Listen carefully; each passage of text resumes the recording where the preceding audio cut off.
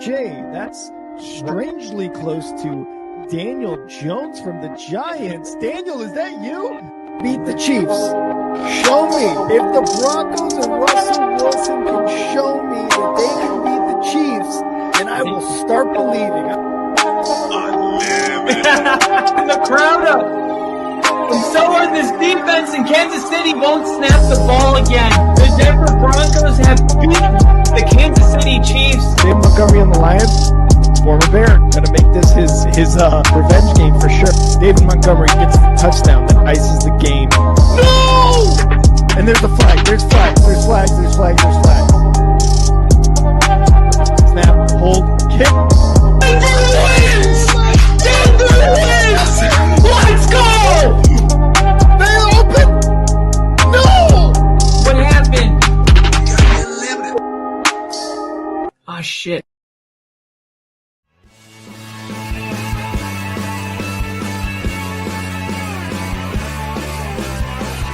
America is football. Football is America. Football is America. If you don't like it, you can kiss your candy ass for the moment in time. I don't give a damn. Oh my God. No! You love this. 30-27. Chiefs win. Chiefs win 30-20.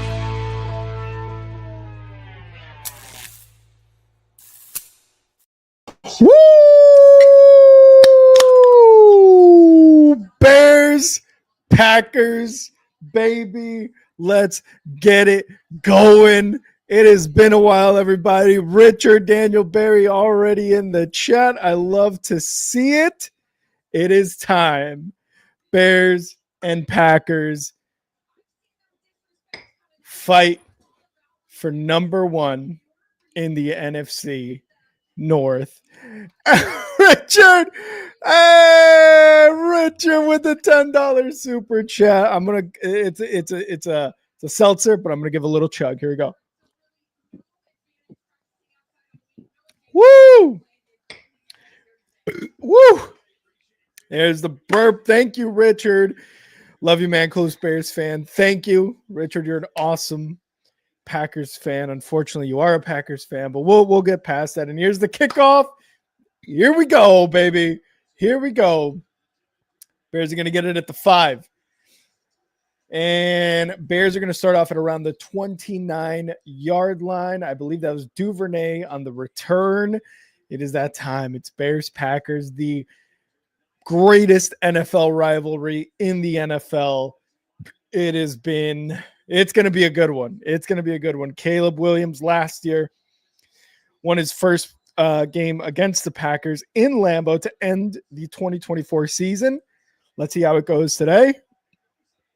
And let's start, baby. Let's start. 1st and 10. Shotgun for Caleb. Snap. Hands it off. DeAndre Swift. And up the middle for about 5 yards. It is America's game of the week, the longest standing rivalry in NFL history. This is the NFL. These two teams created the NFL, and they've hated each other forever. I hate the Packers. Richard, you hate the Bears. But you know what? We're still boys, and we're going to get this. We're going to see who comes out on top. I hope it's the Bears. 2nd and 5 under center. Caleb looking, quick throw, and it's going to be incomplete to Luther Burden, a little high there. All right.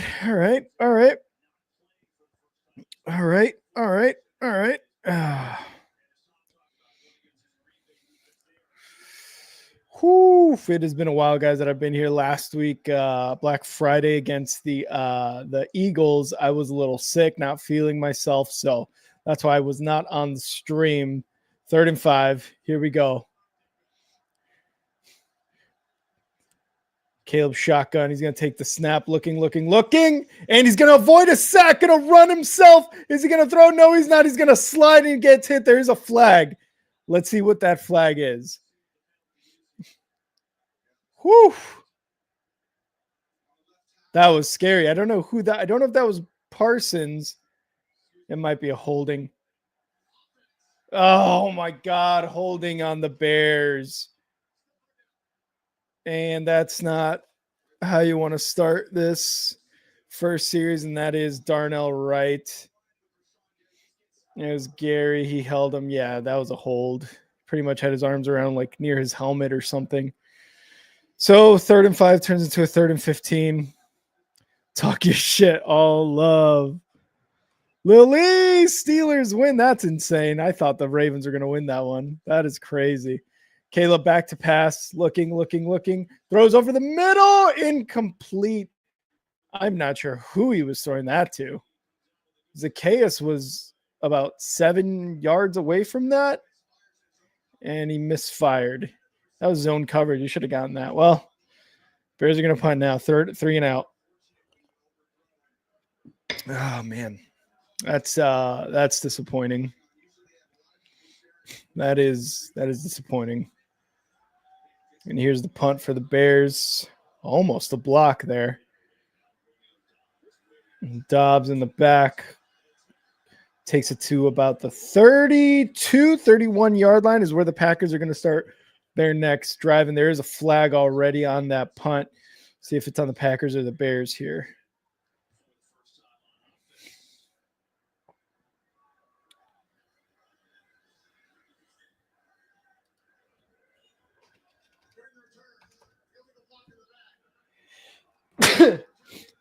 Block in the back on the Packers.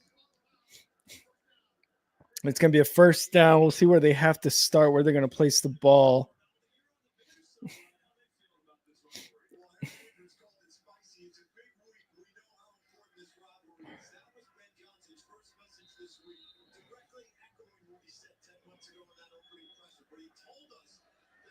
$13:42 left. I still don't see where the Packers are going to be starting their next drive. Okay, so it's about the 11 now. Their own 11. Jordan Love back to pass, completes it, and is about 5-6 yards. And I believe that's Reed, Jaden Reed, coming back. It's a little bump by Brisker, I believe, there, as he's coming back. And Byard on the tackle there.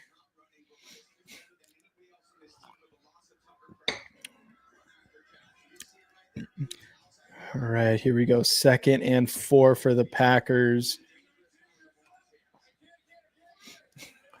Love under center. Snap. Hands it off. That's Jacobs. And he's going to run for a first down and more all the way to about the 26-yard line. Ladies and gentlemen, you saw him earlier on screen.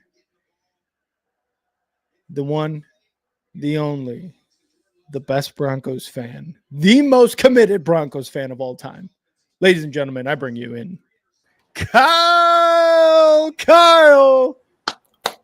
What's up, brother? Been a while, but here we are. I think I get the introduction. I'm going to have to give it a 6 out of 10 this time. Nothing about a penis. You're right. I did forget the penis. Biggest Broncos fan. I like it, but yep. Most dedicated. I thought I was more than that to you. That's fair. I will mention the dick the next time. But so you all do know, Kyle is the largest penis on a land mammal this side of the solar system. So just so you guys know. At least this side of the Atlantic. You're right. How are you doing?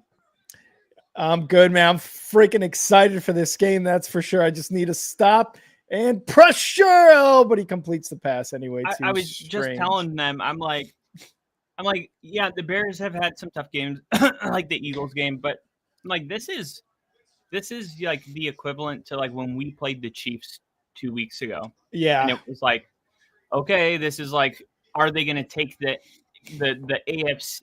Well, for you, the NFC North, like take that title away. Yep. And it's kind of weird because like the Packers haven't been dominating it like the Chiefs have, but it still feels the same way. Yep. I agree. I mean, it's been mostly the Lions, but the Packers right now are looking really good. And there's an end around here, and I believe that's Reed on the end around, and it's going to go for about 7 or 8 yards. Packers are looking at a 2nd and short. But you're right, man. This is just the last week against the Eagles was an awesome game. We ran them to a big loss. I mean, we were running up their throat. We were killing them there. Caleb had an amazing pass to Cole Kmet for basically the nail in the coffin touchdown there at the end. And now it's just as tough of a game here with the Packers. Obviously more so because of the NFC North part of it. So we'll see if the Bears can take advantage and replay what they did against the Eagles. And there's a run for about a yard for Jacob. So third and very short upcoming. Is this the biggest game of Caleb Williams' career? So far, I think so, because the turnaround that Ben Johnson has done on this Bears team has just been spectacular. And for Caleb Williams, all of last year was rough. This year so far has been really good. The Eagles game was a big game, but this one right here, this is a big one, especially at Lambeau. So 3rd and 1, let's see what the Packers do here. And Love is going to pass. He's going to throw the ball, and it's going to be caught by Reed. First down. God damn it. Yes. No. Michael Wilson, touchdown. Oh, do you have him on fantasy?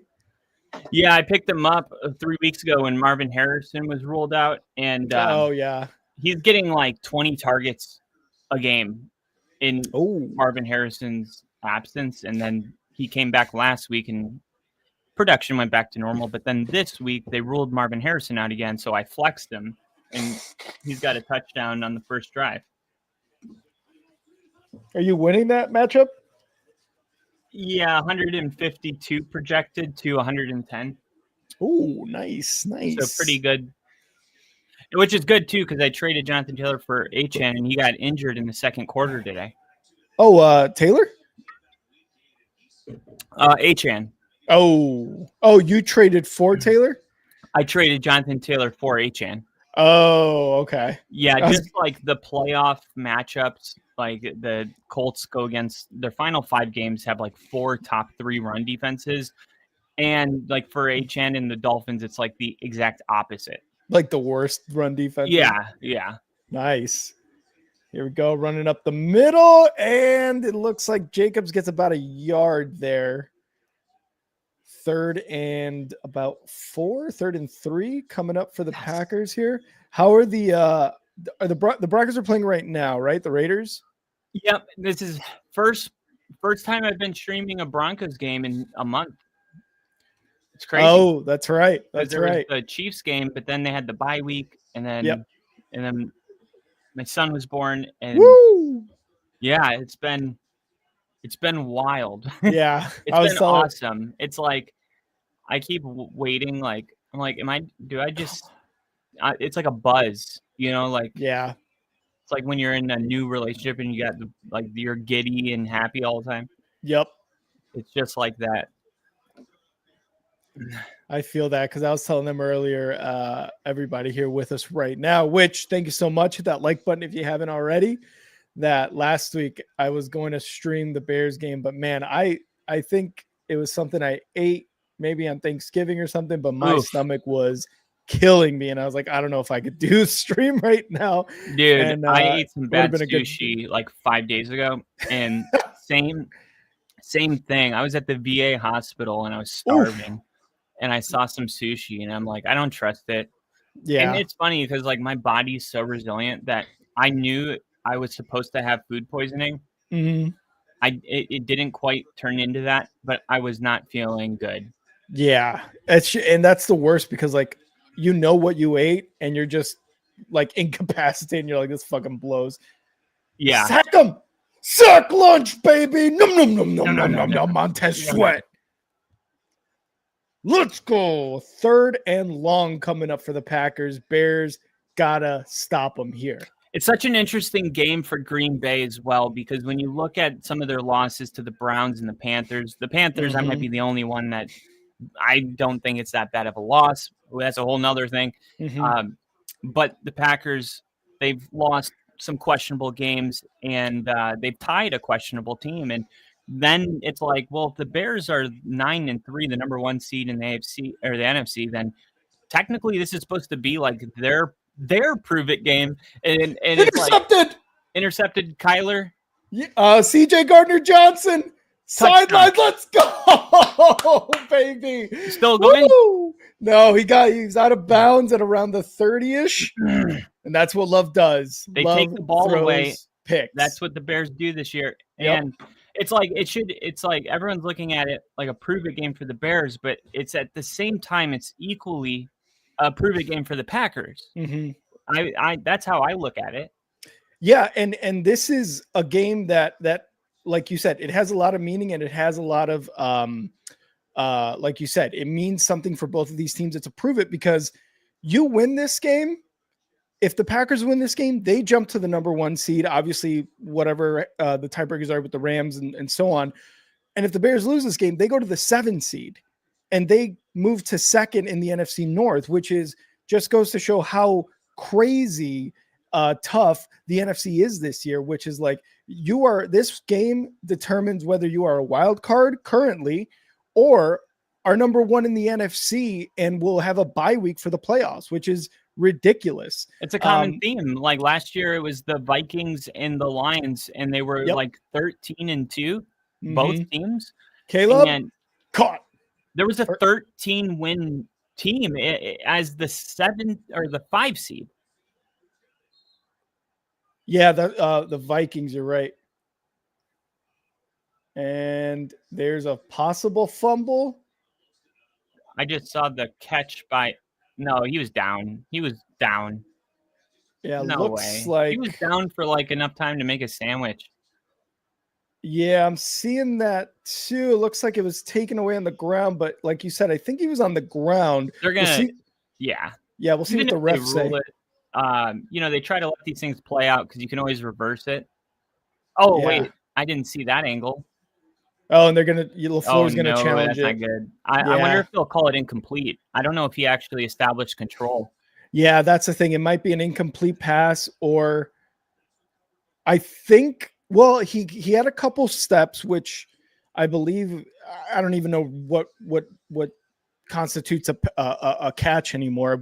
I don't know if you saw, but I just saw the replay of that touchdown by Isaiah Likely in that Pittsburgh game, and he had possession, was in the end zone, took a step, and then the Steelers player knocked it out of his hands, and they took that away. So I don't know what a catch is anymore, and I haven't known since that Cowboys-Packers game a long time ago. Yeah, so who knows? Well, it's like we all know what a catch is. It's just a matter of whether the refs are going to call it or not. Also that, yeah. Because it's and somebody said it earlier, but it's like, look, if it's a questionable call or a bang play, typically, in baseball, it's like the tie goes to the runner. The equivalent in the NFL is that the tie goes to whatever was called on the field. Right. What was interesting about the Ravens game is the call on the field was a touchdown, and they reversed it to an incompletion. That's crazy. That is insane to me. I saw the replay, and we got Crafty in the chat too, saying the same thing. Ravens were robbed by the replay officials. I saw it even in slow-mo. You're already in the end zone. He's not even looking at the ball. He's got the ball, and he's like holding it in his 2 hands, and then he knocks it off and it fumbles, but you're already in the end zone. What happened to touch the pylon and you're in? Have the ball across the goal line and it's a touchdown. It's like, why are we still arguing that in the end zone? Like, unless both players have possession and then it comes loose in a situation like that, like, okay, now we can start talking a little more about what did the replay really show us. But that was clearly, to me, a touchdown for Isaiah Likely and the Ravens. And instead, they reverse it. And I believe the Ravens are now 2nd in the division, if I'm not mistaken, because of that. But regardless, that was a crazy, crazy call. Oh, Kyle, I can't hear you. Jags were also gifted a pick when there was a mutual catch. Not that I made a difference in that game. Yeah, the Colts. Oh man, the Colts not looking great. The Colts are not looking good right now. It is it's starting to be like that the last shoe has dropped in a sense. Yeah, the Steelers are number 1 in the division, Baltimore 6-7.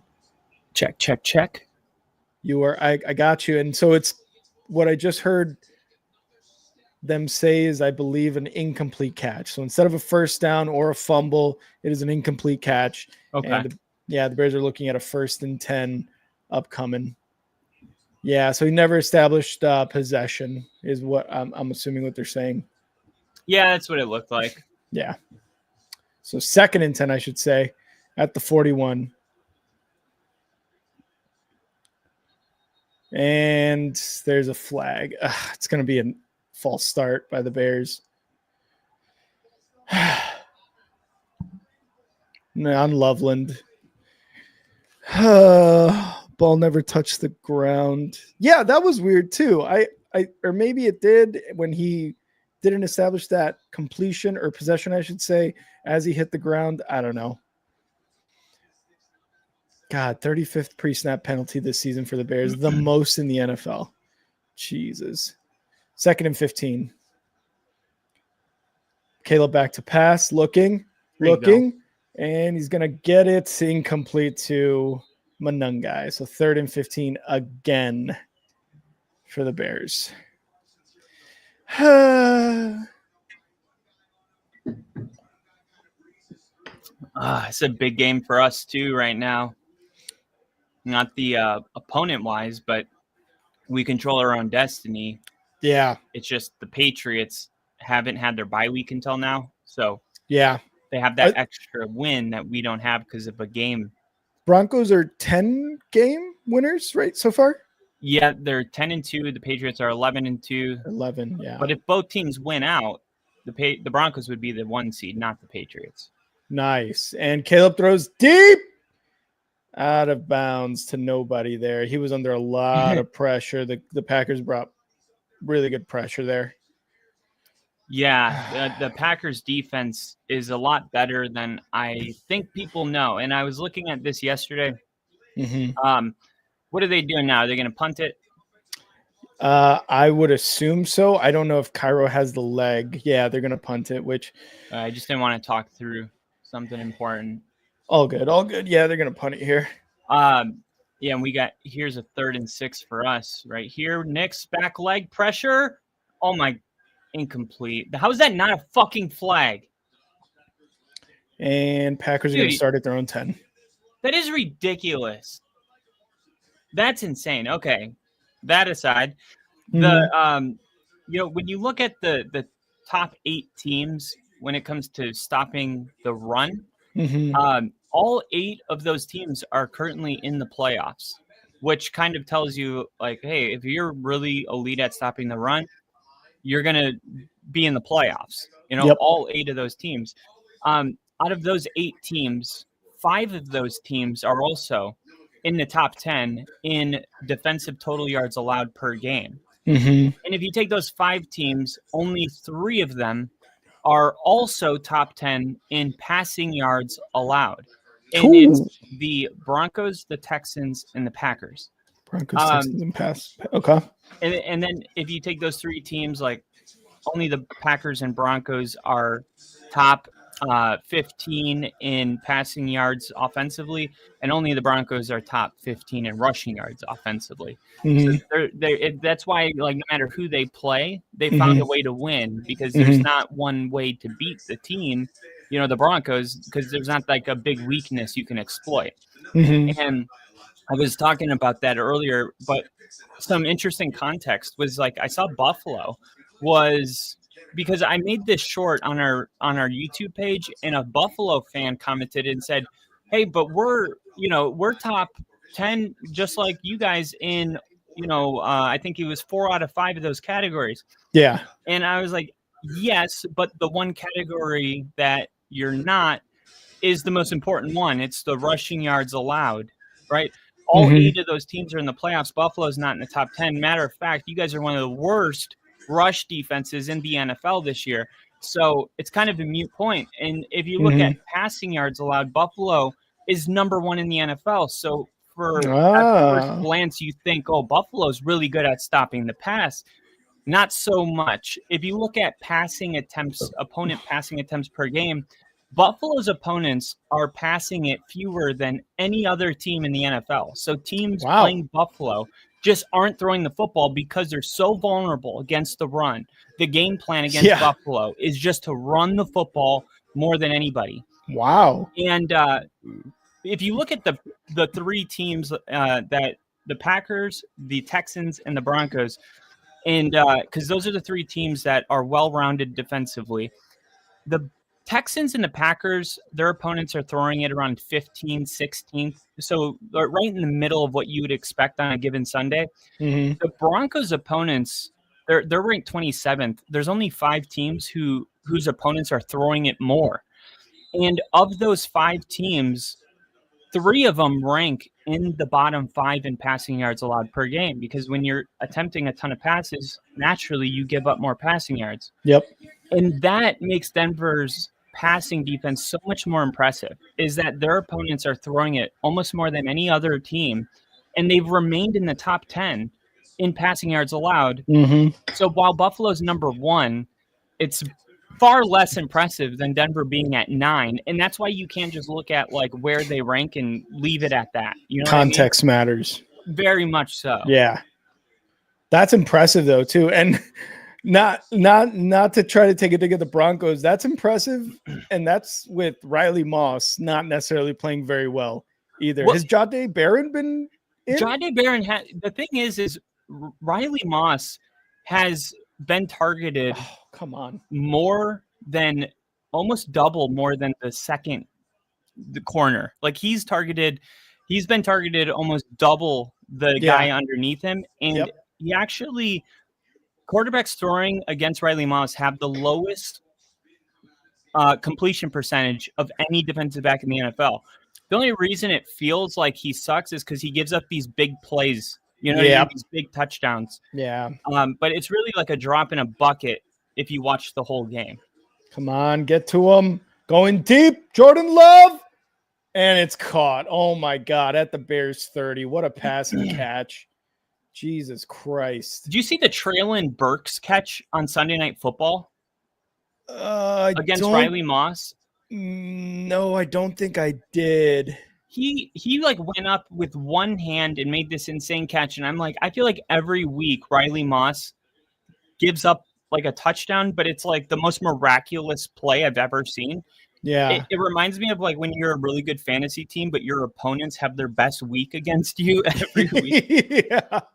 Oh, and the Bears are challenging that catch. Oh, come on. Richard saying it might be incomplete. It was a little loose. Richard, absolutely. And I'm going to chug the rest of this. It's not much, but it's also a seltzer, and I'm going to burp a lot. But just because you gave that $10 super chat earlier, Richard, for you. Pass interference on Patrick Surtain. Wow. Surtain? Are they sure? Are they sure they flagged the right guy? Right? Yeah. We got Nash in the chat. Nash. Don't worry, take your time.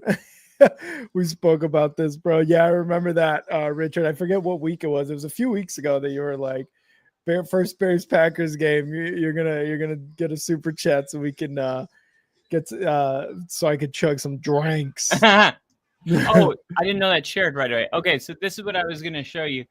So cornerback Riley Moss is allowing the lowest completion percentage, 44.4 in the NFL this season, but he's faced more targets than any other defender. Oh, wow. I know, right? Because when you watch him, he gives up those like those big touchdown plays, and you're like, this guy's a bum, you know? But it's just like the amount of targets he gets, like naturally at that position, you just have to have a short-term memory and just go to the next play, because when you're getting targeted that much, like you just don't have time to sulk. You really don't. And I think too, that speaks a lot to Surtain's ability to just be a shutdown corner. And obviously he's reigning defensive player of the year from last season because of how little or how, how very minimal the pass completion percentage was for him last year, and he had a fucking baller year last year, and he was injured for a few games this year, if I'm not mistaken, and so you're going to take a shot at Riley Moss. I also think the other reason he's targeted a lot, not only because of the Surtain effect. I heard on a podcast that he also has the most pass interference calls of any cornerback, which again, if you're a quarterback, let me throw it to that guy because, incomplete pass. The challenge works for Ben Johnson. Let's go. But if you're a quarterback going up against Riley Moss, you're thinking, okay, well, he's either going to possibly, cause a penalty or a big play. So I think that as well. But 100%, dude. I don't know how these officials are getting worse every week.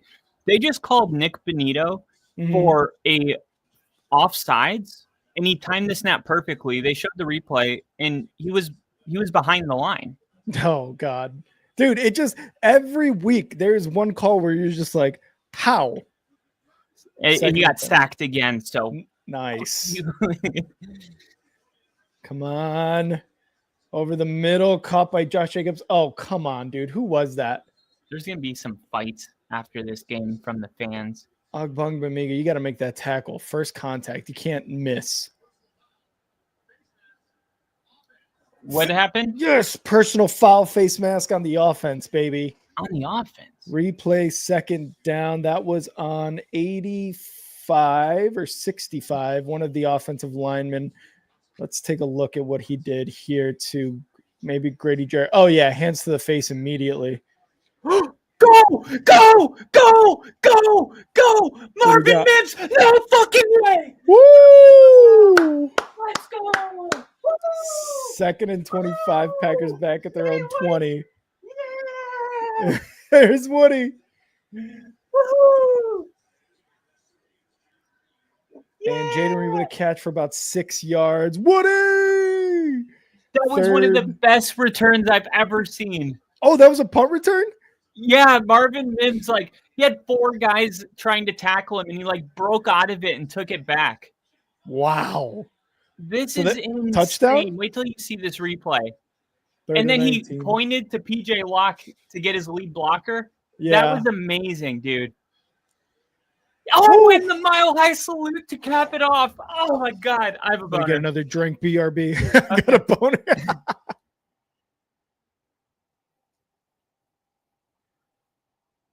Wow.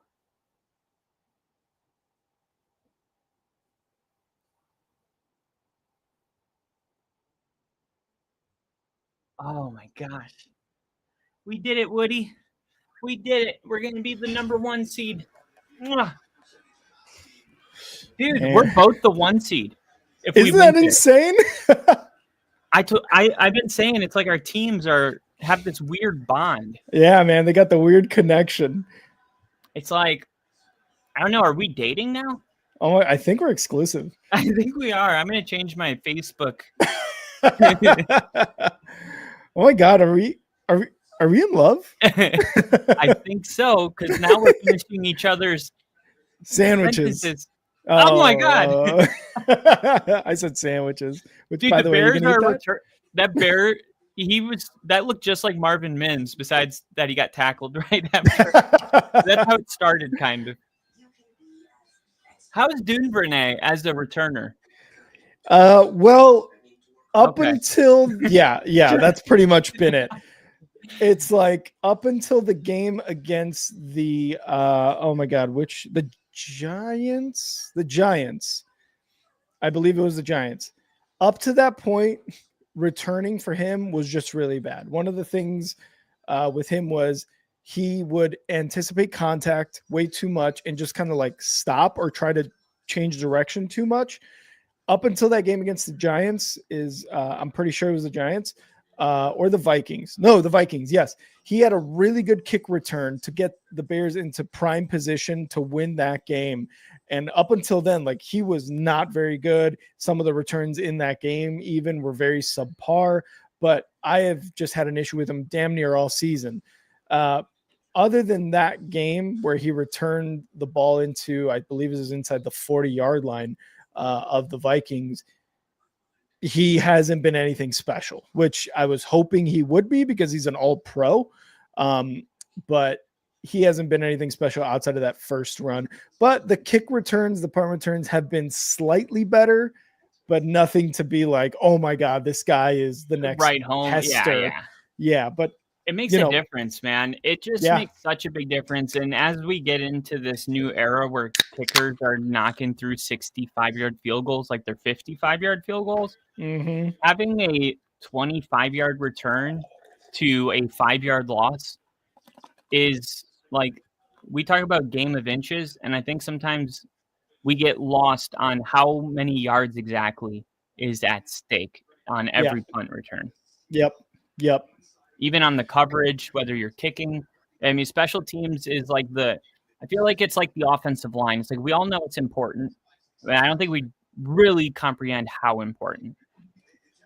Yeah, and the games are won and lost by special teams every single week. 100%. And the Bears, I think against the Ravens, that was one of those games. And obviously the defense, the offense weren't any better, but I remember that game specifically. I was like, get Devin Duvernay out of here, man. Like, this is just bad. But you're right. It's those little things that count, because the Vikings, for example, in that game, special teams lost in that game. The Bears were able to get in position, and Cairo Santos kicked the game-winning field goal. Here we go.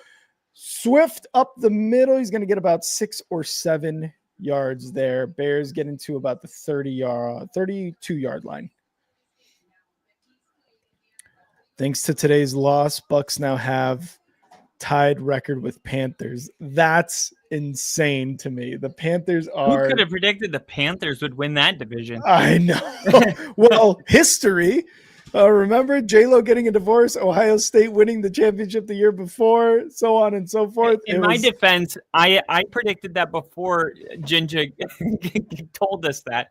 Well, no, remember Ginger had you had predicted the Panthers to win the division? We did our division prediction. Our prediction. Yeah. I was like, I got the Panthers, and oh my God, dude, that is. I can't wait for Groundhog Day this year. Yeah. Your AFC West prediction is gonna fucking hit. Because right now it's exactly as is. And when I was talking about the Chiefs, I was like, I don't understand how they think this is okay to go into the season without addressing these needs and how many close games they won last year. It's like that's not happening again, and they've lost 95% of those close games this year. They are defeated in all one-score games, as opposed to last year when they were maybe had one loss in games like that. They're like 7-1 or 8-1, something like that. When we were just like, what the hell? Like the offense isn't keep good. Getting away with it. They can't keep getting away. Exactly. So and there's a difference. In one-score wins, they're not all created equal. There's there was a flag that the way the Ravens lost today, or their blocked field goal against the Broncos. Those are those they can't keep getting away with it moments. A long methodical drive where you just chew up clock and kick a game-winning field goal. There's nothing fluky about it. Yeah. But the Chiefs were it was almost witchcrafty, the way that they were winning. It was what kind of voodoo are the Chiefs up to? Yeah. Blocked kicks, returning kicks, miraculous catches downfield in order to get Butker within range, things like that. Fumble recoveries. Yeah. All right. 3rd and 7 here for the Bears. Snap. Caleb throwing for nobody. This offensive line is just getting beat. The Raiders. By this. Oh, sorry. Man, I was just going to say they're punting it back to Marvin Mims. I wonder if they're going to let him return it. It's soft, and it's going to be a fair catch. Okay. The worst was the Raiders fumbling the snap while in field goal range. Oh, that happened last year against that was Chiefs. on Black Friday, I think. Of course it was. And KC, yeah.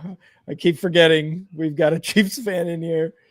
Oh, that rolls into the end zone. The Packers are going to get it at the 25, I That believe. blocked field goal against the Broncos, like, I'm not exaggerating that was probably the second worst loss in the last. It was definitely the worst loss in the last decade for me, because it was like we did everything right, Mhm. and then it reminded me of the Colts game where I was like, "Am I cursed?" Because like every time I go to a game, they lose. Mhm. And it was like the Russell Wilson Seahawks game, the Pittsburgh, game, and then the Dolphins Miami. 17-point game. And then I traveled to the Bengals game that goes in overtime. And it's like, at what point, like, I mean, they were a 10-win team last year. How did I go to manage to go to their losses? Yeah. It's not like they were like the Titans where it's like, well, yeah, 95% of their games were losses. Like, yeah. And so Mary's like, stop saying that, and I was like, okay. So we go to the Colts game and they kick that field goal and it's no good. And I'm like, the curse is broken. Yeah. And then a flag comes out 10 seconds later. Oh, that's right.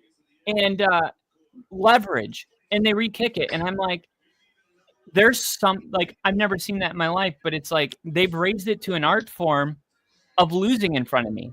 Like, they find like different ways to do it. It's amazing how they break my heart so bad. Yep. And I forgot why I was. Oh yeah, so I know heartbreak in that Chiefs game.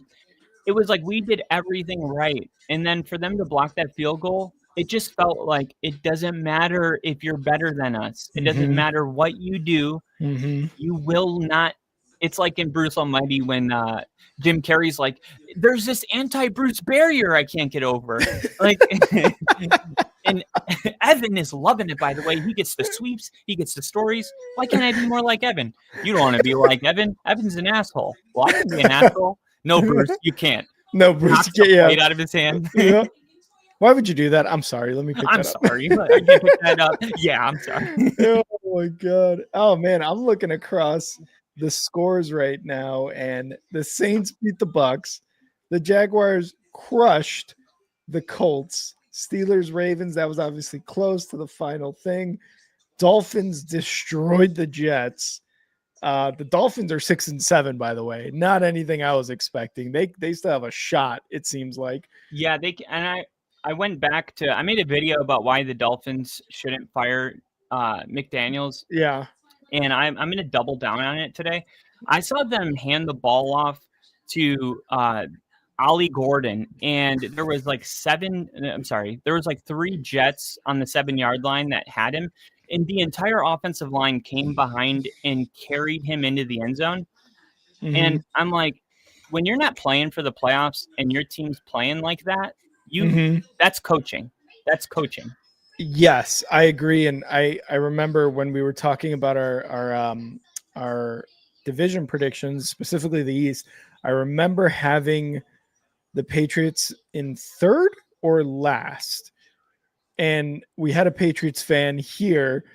He was like, no, you're insane, blah, blah, blah. And I had the Dolphins above them because I had the Jets either last or third. I forget exactly what it was. But one of the reasons I had the Dolphins that high is because I thought they were going to be able to win. And because of, Tua, Waddle, these guys, Achane and Mike and McDaniel kind of already being there, knowing, like, being the veterans of the team and knowing that. Obviously, the Patriots are killing it and the Bills are lost.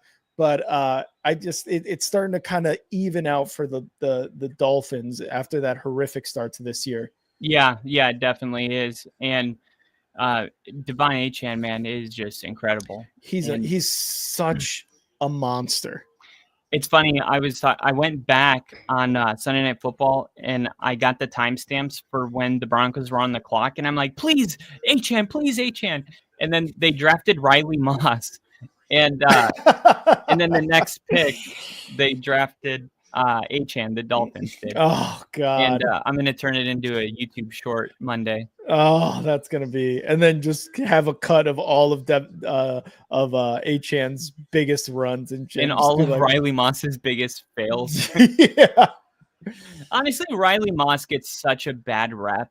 I mean, he's like as a Broncos fan, I would be the first to be like I don't love all of our players. Mhm. If a player's sucking, like I'm going to talk about it because it's Yeah. going to piss me off. Yeah. But Riley Moss, like he's much better than people think. I think Mhm. Bronco fans that watch all the games know that. But I do think he is like one of the unluckiest players in the league. Just I'm going to make this clip, and you're going to see Mhm. like, holy crap, like 85% of the, like even the Colts game, like the Chargers game that we lost, those were back-to-back losses, our last Yeah. two Good stuff. losses, and like both of those games, like Riley Moss is there's not anything he could have done better. Mhm. That he was in perfect position. He's no pass interference, but it's like as physical as you can be without getting it. Mhm. And the receiver just makes like an ungodly play, and it's like a 3% completion percentage, like Yeah. probability, and Riley Moss has been a victim to multiple of these for whatever reason. But there's also like a lot of really good film. He's a great tackler. He's very fast. He ran a 4.3. He's a great tackler at the corner. Like to be able to make open field tackles as a Yeah. corner. Yeah. That's a very important thing. That's the difference Mhm. between a third down being converted and a 4th and 2. And the Packers are going to get a first down there with Jacobs running up the middle. Jacobs, 10 rushes, 41 yards. I mean, I know that's not it's a 4.1 average. That's really good, but again, context matters in this case too, and when he's running up the gut on 3rd and 2 and he's getting those first downs. Those 2 yards are tough yards to get, and he's able to get these first downs. So. He's going to have a fumble in this game. You calling it? Yeah, I just saw the replay. I don't like the way he's holding the ball. Yeah.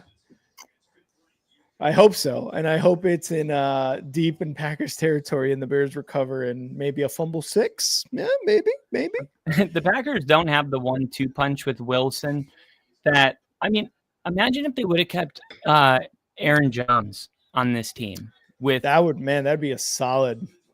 It would have been incredible. And yeah. I'm not really sure. I think they were just betting because he had an injury. I think they were just betting on him like having a big decline. And it's easy to say, well, he did, but like even Justin Jefferson's having a bad year with the Vikings this year. Yeah. He had 2 fantasy points last week. He had like 3 today. Yeah. They need to get JJ McCarthy on a much better program this offseason, because whatever they did over this past offseason, Kevin O'Connell is an awesome coach, but whatever JJ was doing this last offseason, change that shit, because it clearly is not resonating with his skill set or just the team right now, because he is having the toughest time. And another first down by the Packers. God, the Bears are just... McCarthy's not even he hasn't stayed healthy, so he can't. It's hard to get into a rhythm when you're not playing. That's true too. And then like the backups, I think we got used to McCarthy just like having the greatest backup quarterbacks in like of all time. And then like these guys come in that, I mean, the guy that played last year, Behringer or whatever, I don't remember his name, but he had like the 3rd worst like quarterback performance of any quarterback this year. It was like insane. Terrible. Good job, Harvey. I love RJ Harvey's running really well tonight. Oh, big stop there by the Bears on first down, 2nd and 10 coming up. I was going to say, Harvey, you're like, I know the running game hasn't been exactly what you were hoping for, but RJ Harvey, for the most part, looking pretty good this year, would you say? Yeah, I would. And it was hard to evaluate him with J.K. Dobbins, because it's like we just weren't seeing him a ton. Mm-hmm. And now that J.K. Dobbins is out, it's like our Super Bowl aspirations lie on RJ Harvey. Yeah. I mean, and that's not an understatement. Like, you got to be able to run the football in January, and that's a big load to carry for a rookie.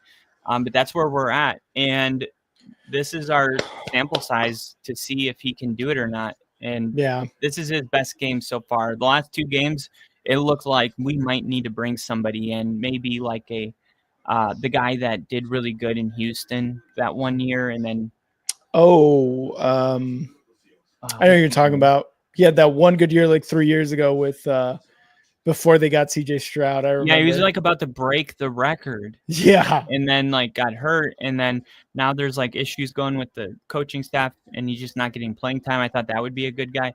Yeah. Oh, good job, Knicks. Go. Oh, throw it. Oh, damn No it. foul. Phew, okay. 3rd and 10 for the Packers right now inside of Bears territory at around their 25. Troy Franklin. How do you drop these balls every week? Dude, I asked the same question with Zacchaeus, with DJ Moore, with Burden, with I get you, dude. It's sometimes it's really puzzling. I'm like, it was in your hands. Yeah, like the ball literally, he went like this and the ball went right through him. That's bad. That's bad. And it's every week. You know, that's the thing. It's not like, oh, it's just, I'm okay with once in a while, like shit happens, but yeah, man, to do that every week. Going deep, Jordan Love, touchdown. God damn it. Jaden Reed? Christian Watson. Because this was Jaden Reed's first game back from his collarbone breaking. Yeah, because he is 11, right? Number 11? Yeah, is he playing? Damn it. I believe I saw Reed. Yeah, he's had a couple catches so far this game.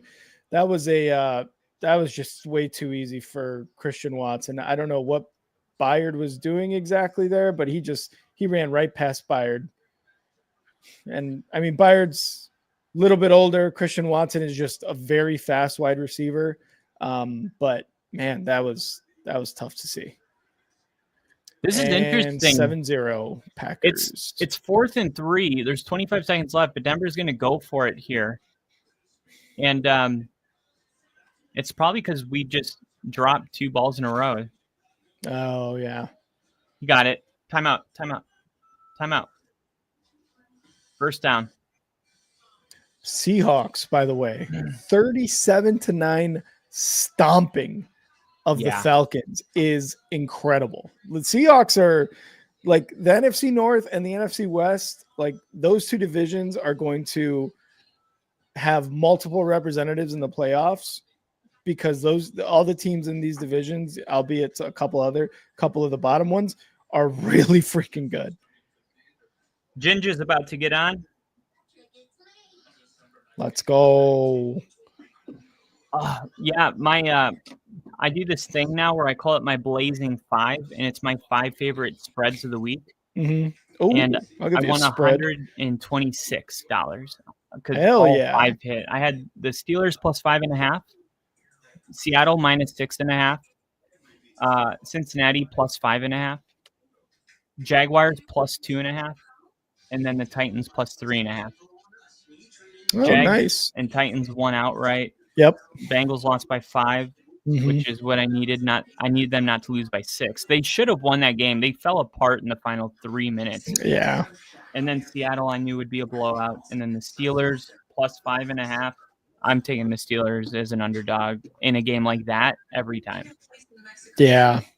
I didn't expect the Steelers to win that game. I thought the Ravens were going to be like, okay, we clearly need this win because we started off the season really badly. And for the most part, ever since that Bears game that the Ravens played and won, this Ravens team has gone on a bit of a run. And, you know, unfortunately, that touchdown with Isaiah Likely didn't count according to the refs, and they came out with a loss. So it's been tough for them, but I really thought they were going to come out and be like, all right, we need to win this game, so we're going to win this game.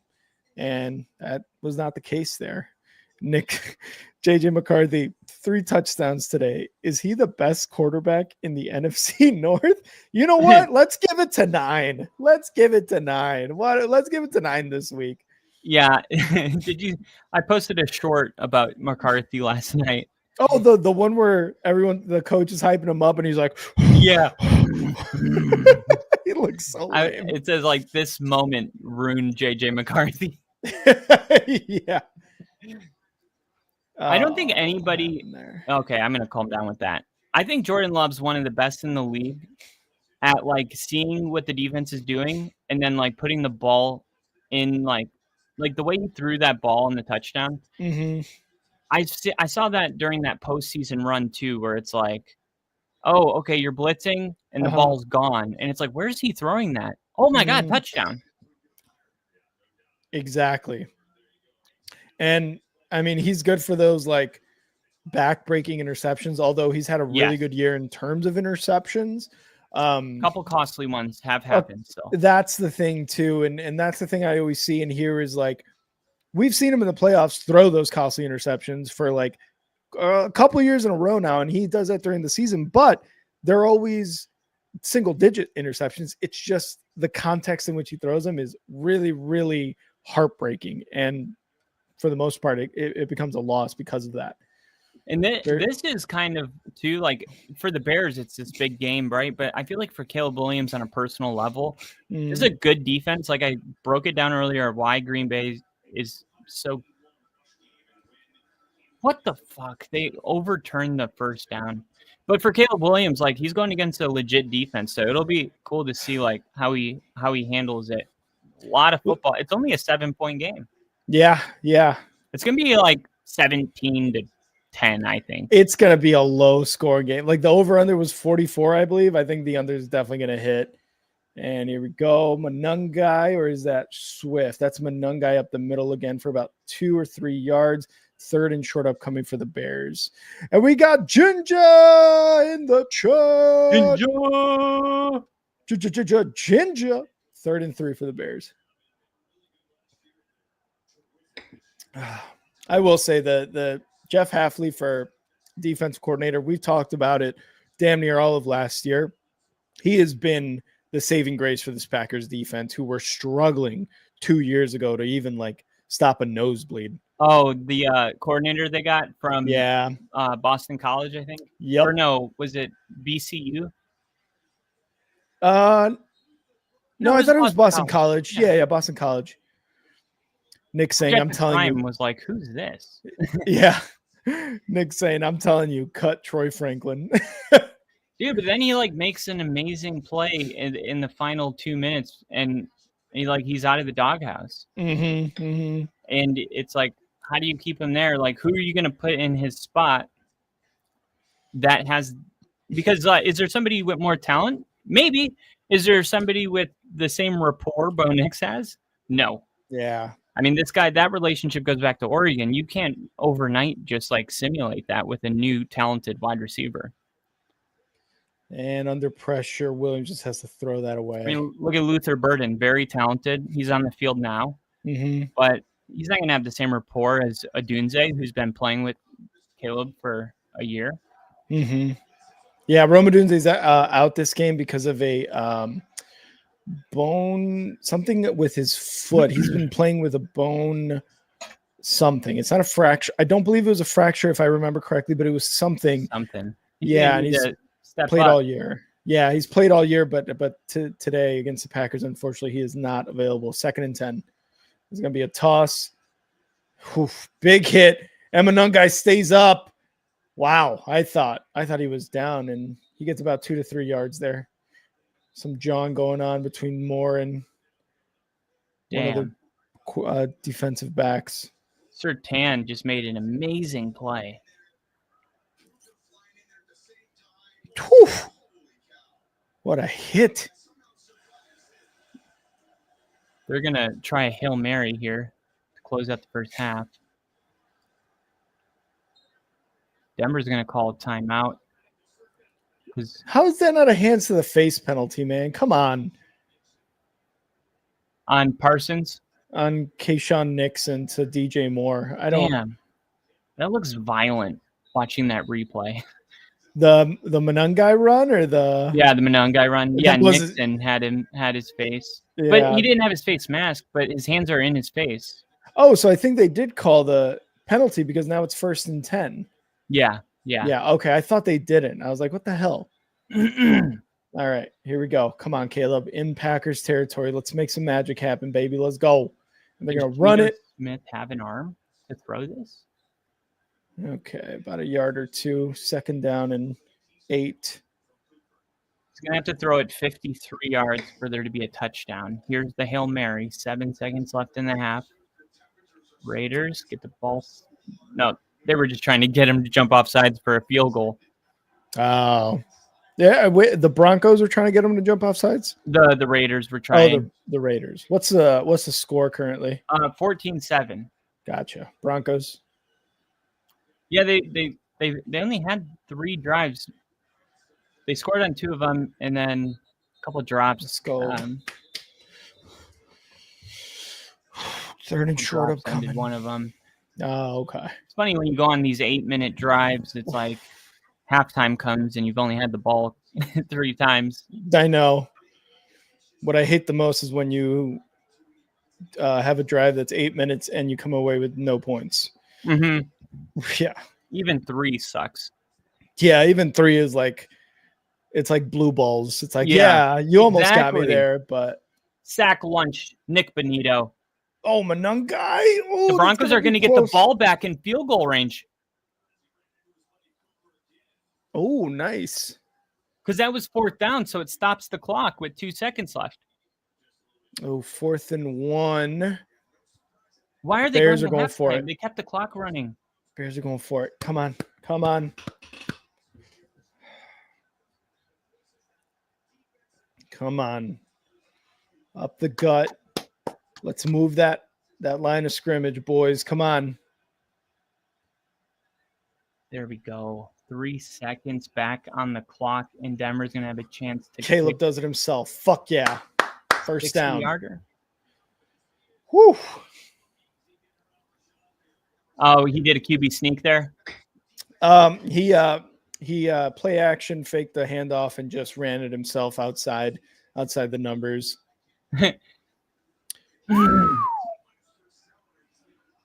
Oh, come on. Come on, Caleb. First and 10 inside the Packers' 34-yard line. What the fuck? Why aren't they trying a field goal here? Man, it is tough to run the ball against this defensive line of the Packers.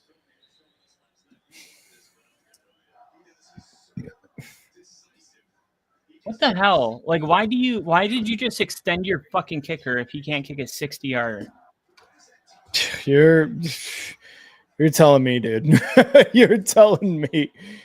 Oh, little John, little back and forth, Bears and Packers. I think it's DJ Moore there in the center of it all. I love it. Fucking love it. Let's go. Let's go. Come on. But win the game. Do this shit and win the game. Broncos Bears Super Bowl battle, the number 1 seeds. Dude, could you imagine? Fight! Could you imagine? Oh, that was Luther Burden and Valentine. That would be crazy. That would be absolutely crazy. And I think it would be the end of the pod.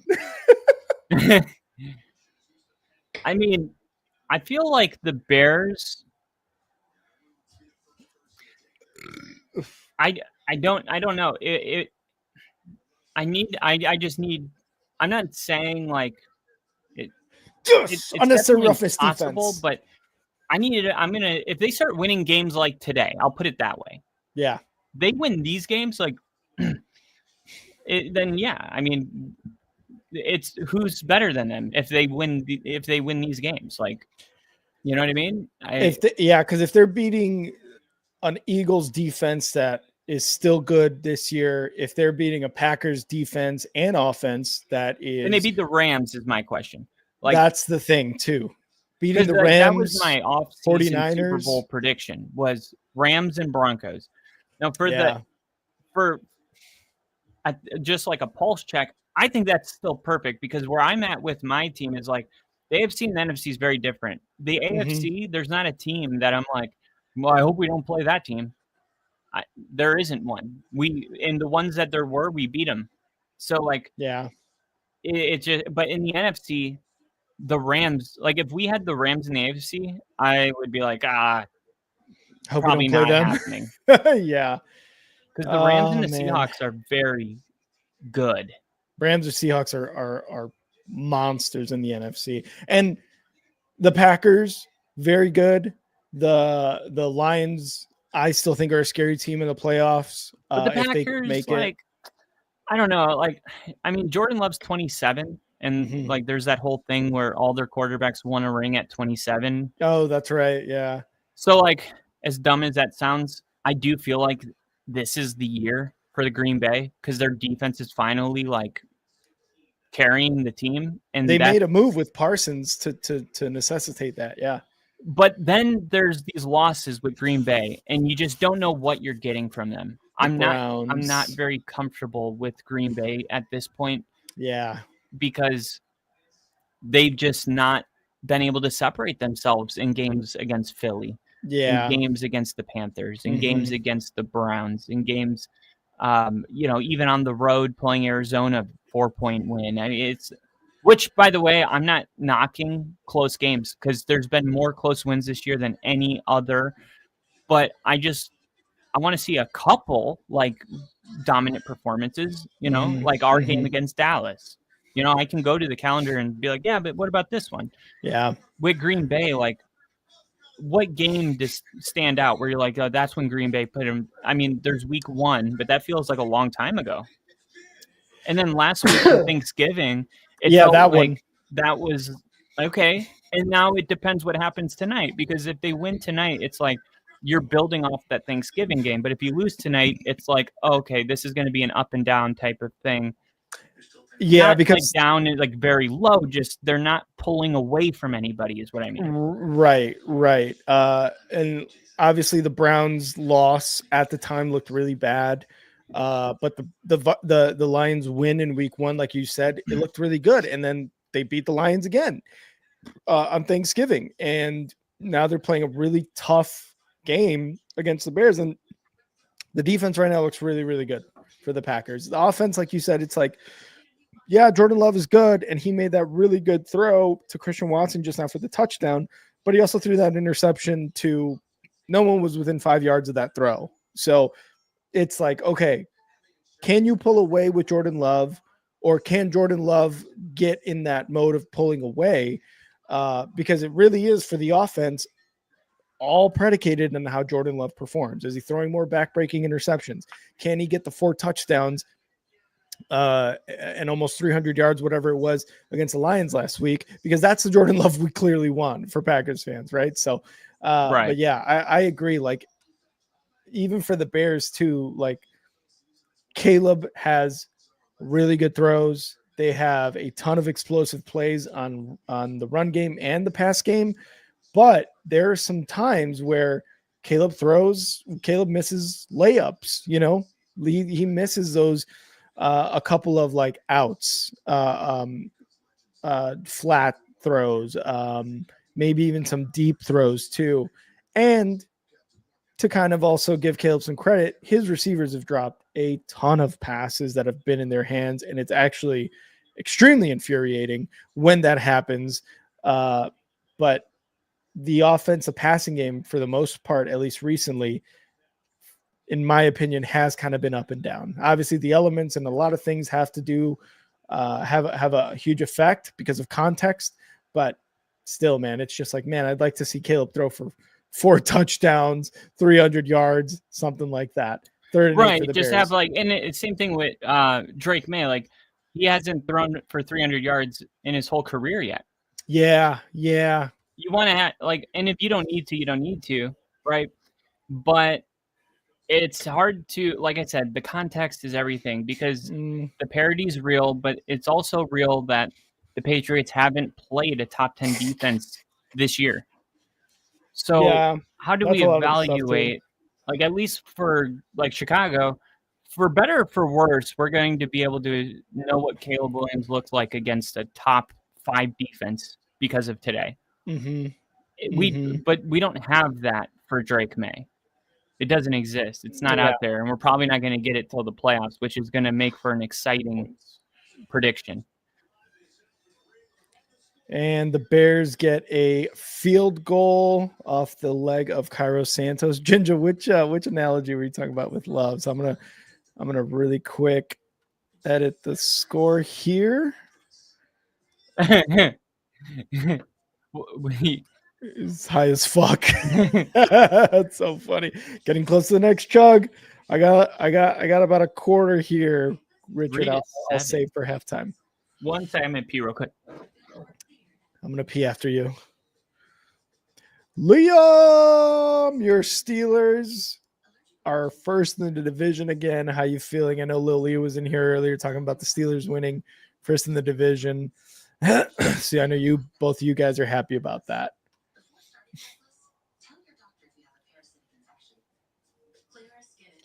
Patriots, Giants, Niners, and Panthers all on buys this week.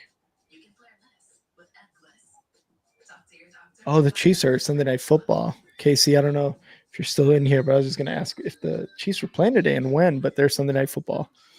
Liam said, I feel amazing. That was me last week when the Bears pummeled the Eagles, and they got the number 1 seed as well as number 1 in the division.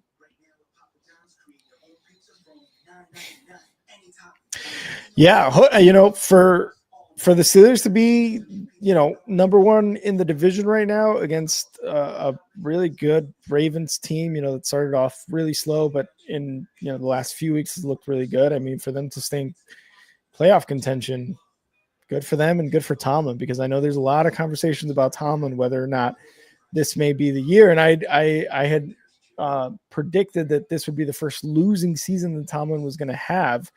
And right now, Tomlin and the Steelers are number 1 in the division.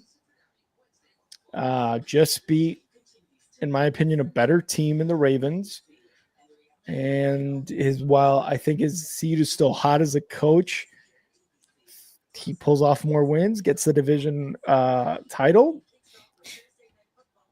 I think Steelers keep him.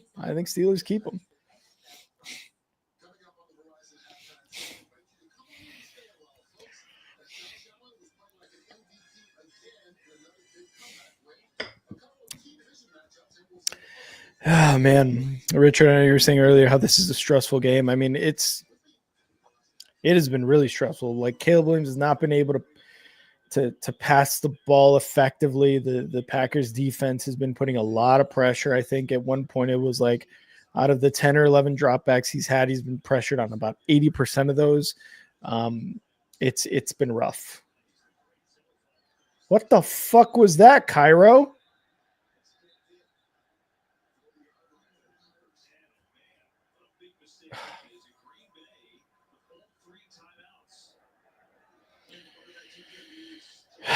That's a flag because he didn't get it into the 20-yard line.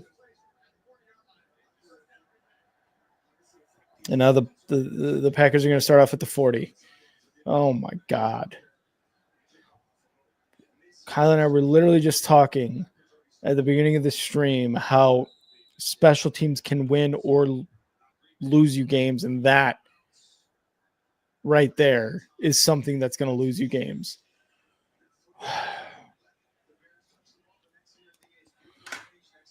All right. 1st and 10 for the Packers at their 40.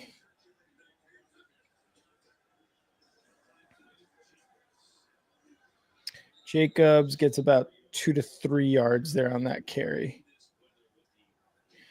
Like, what was that? Like, was the ball falling off the tee thing or what? Because that was rough, man.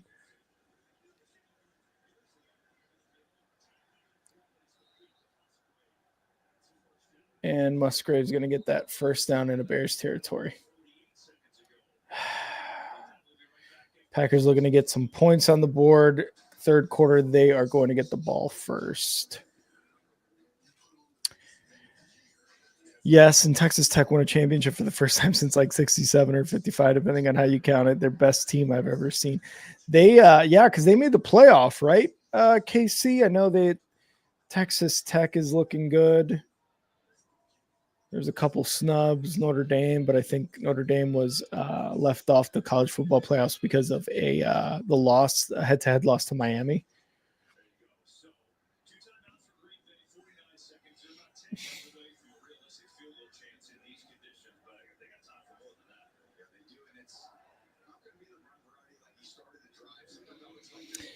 All right, 49 seconds left in this first half. Packers up 7-3 already in Bears territory, looking to get a little closer to give their kicker a much better, more advantageous opportunity for the kick.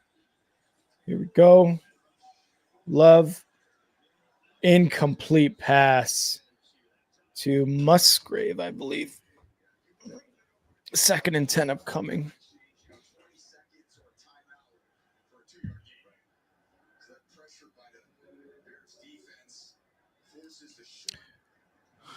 Can you pull away with Jordan Love, or can Jordan Love get in the mode of pulling away? Oh, gotcha. I see what you're saying. Chiefs are hanging on. Red Raiders are seed number 5 in the championship series. Nice.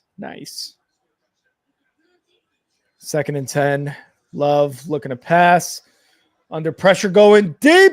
Has a man wide the fuck open. Why is he open like that? Bo Melton on a touchdown pass from Jordan Love. Why is he that wide open? Brisker, what are we doing? Byard, what's going on?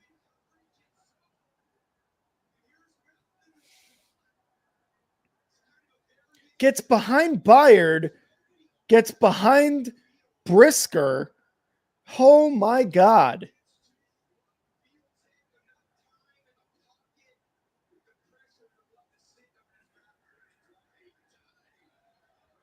What are we doing, guys? What is that?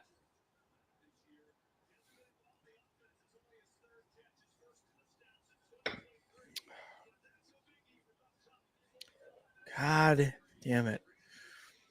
And on that note, I am going to, Jesus Christ, I'm going to go take a quick pee for the C commercial. I'll be right back.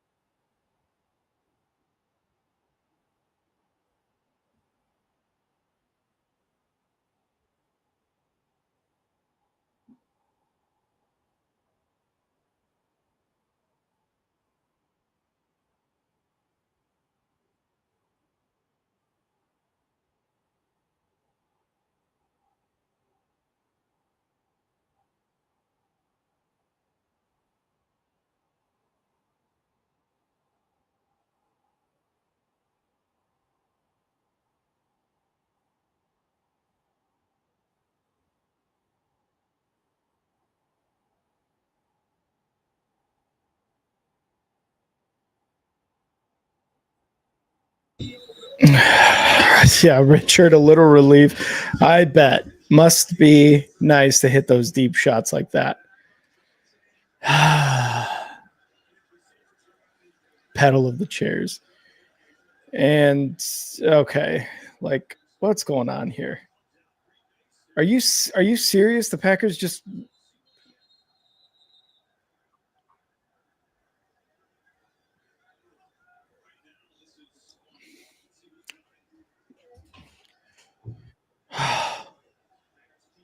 okay, Bears keep the ball. This is ridiculous. Bo!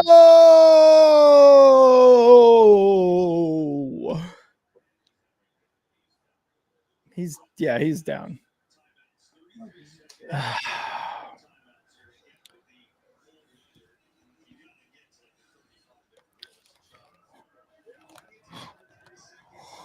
Look at Kyle's sexy ass just being a dad. God, I want to kiss Kyle in the mouth.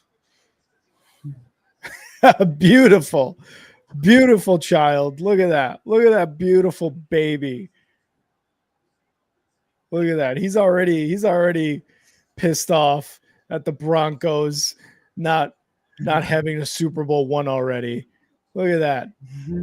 He's like, we should be undefeated. We should have a Super Bowl right now, this instant. We should be right? I love it. Love it. Isn't he just precious? Oh, look at him. He's like, I need a nap, bro. You were just napping. Yeah. He's like, no, that was my pre-work nap. My like, work bro, nap needs all to I happen do now. is sleep. Where have you been? Oh my God. Sack lunch on Caleb Williams. Jesus freaking Christ, man. Okay, I'll let you up here. There you go. There you go.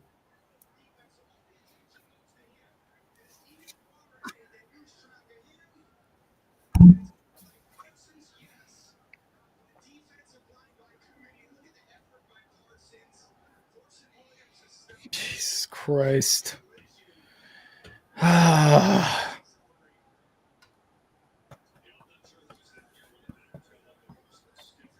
What's going on?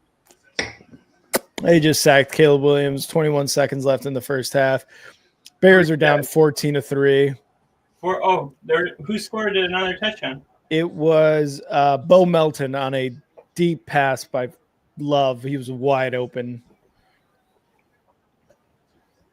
Oh, they sacked Geno Smith again, and he's shaking up. 13 dropbacks, 6 pressures, and 1 sack already. Jesus Christ. What do you do? Dude, stop with those passes. He was wide open right there. Stop missing that shit. Sorry, baby in the room. Sorry. No, it's okay. He doesn't know. God, I hope he doesn't know. Oh, no. He has no idea the shit we say. This has been a horrible first half for the Bears. Horrible. And plus, I don't believe swear words are bad. I believe that's a human construct society made up to control people. Facts. So how is putting certain syllables together bad? Yeah, true. Like, what's bad is the intent of your heart behind your words, not the words themselves. I mean, of course, there's certain words, and you know which ones. Mm-hmm. But shit, ass, fuck, these are just words. Especially ass. And it helps them express themselves. Like, nothing, if I say I'm hungry and I say I'm fucking hungry, one of them, I mean it. I mean it. Oh my God. He got the little hiccups. I don't know what's happening, but this second half needs to be so much better. Yeah, I mean, I thought it was going to be this type of a game. Like, yeah. I think you did too. It's just uncomfortable. You just got to ride it out. It's like an intense mushroom trip. Don't fight it. I love that comparison. You just got to surrender to it, and you'll break free at the end. Yeah. Total yards, 71 for the Bears, 207 for the Packers. Oh, hey, Mom. Bo, Mimi is coming. Aw, She's going to be here on Friday. that's We're so awesome. excited. I bet you and Mary are very happy. Everything went well. How's Mary doing? Good. She just he's doing this thing called I forget what the term is, but it's like when babies want to breastfeed for like 18 hours. Oh, It's a type of feeding they do when they're like going through a growth spurt, which he is. wow. So I mean, naturally she's exhausted. Yep. Because you can't sleep while doing it, and you're not supposed to sleep with your baby. It's like a big no. Yeah, because I've heard so many stories of like parents rolling over, and unfortunately, those babies are suffocated. But thank God, like and it's not a common thing. Yeah, it's like I have a lot of empathy for people that happens to, because naturally, like, you're already talking about the most exhausted human state a person can be. Yeah. Like, they delivered a baby, they haven't been allowed to sleep, they've been interrupted by nurses and doctors, and then the baby feeds every 3 hours, or in Bo's case, all day. Like, I'm not exaggerating when I say all day. Every 20 minutes. He wants to be on the boob, and he'll fall asleep with it in his mouth. And as soon as you like go to move him, like, okay, he starts sucking. Like, no, I'm not done. As a fellow man, just like Bo, I also love to be on the boob most of the day as well. So, I mean, what can you do, right? What are you gonna do? He's a boob guy. He's a boob guy. But like, you're dealing with like the most exhausted people, and I just to like not fall asleep. It's very challenging, and really it's a two-person evolution, because when I mean, like how you nodded off before, but when you're by yourself, there's nobody to be like, hey, do you want me to hold him? Do you want me to take him? Yeah. You're just by yourself, and sometimes you're like, I'm just gonna close my eyes and think, and that's how you like justify it. Yeah. And then next thing you know, like, you're out. Yeah. And there's no one there to be like, you're sleeping, Yeah. That's a crappy thing too, because I've been in situations where I've been exhausted, but the one thing, and it's so funny because I know you and I've gone through this boot camp, for example. Yeah. I have legitimately, and obviously not for minutes at a time or anything like that, but in boot camp, we are taught to march, and we march everywhere outside of our barracks room. I have been in the middle of a march and have literally fallen asleep as I'm marching for a few seconds. I've never heard anyone else say that. How did we do that? I don't know, dude. To me, I'm just like, when I wake up after those like few seconds, which feels like a micro nap, I'm just like, how did I just wake up? And I remember how did I sleep? I remember when we were marching to like the fire building, I fell asleep marching. Yeah. And also battle stations. I kept falling asleep, and the only reason I would wake up is because I would like run into somebody or something. Yeah. And I was like, oh, my bad. And you're just like, oh my God, I was asleep. You know what I mean? Like, yeah, it's like, I didn't know you can walk and sleep. Yeah. What else can I do? Boot camp definitely is one of those times in a military member's life where you are very, very much exhausted for, I would say, about 90% of the day. I think it's like the labor is probably like the closest thing too, because you can't sleep while you're going in labor. Oh God. And if you like, Mary was in labor for like 35 hours. Oh. And I was like, when you get to that point of exhaustion, you know, and whoever it is that's your coach, like with you, they're tired too, because they can't sleep either. Yeah, 100%. And yeah, like Kyle's saying, like, that's one thing too with boot camp. You just can't fall asleep. You literally can't. You can't sit down. You can't lay down without somebody telling you that you can. Did you ever go poop just to sleep for 5 minutes? I never did that, but I always would go poop just to sit down for a few Yeah, minutes. I remember doing that a ton. Yeah, that If was I sit down, you mean never mind. totally. I meant sit down. Nothing there's else. No doors in poop. Nothing else. Yeah. And nothing like taking a shit and just staring at a guy in front of you taking a shit. Yeah. What's up, bro? I'm like, this is just weird. Yeah. I don't want to. I'm really weird. Like, I don't like farting and like that's like my. Like, I don't care about the showering. I just don't. For some reason, the pooping's like too far. I just can't do it either. Where it's just like and this goes beyond any of that. Like, I don't like shitting in public places when there's someone doing the same thing directly next to me, and all that you've got to separate you is a piece of plastic that is a foot off the ground and you can see the other person's feet. You're just like, it's so uncomfortable for me. It's a very vulnerable position, and they've done studies that like the best sensations a person feels, like obviously number one we all know, and then number two is pooping. Yep.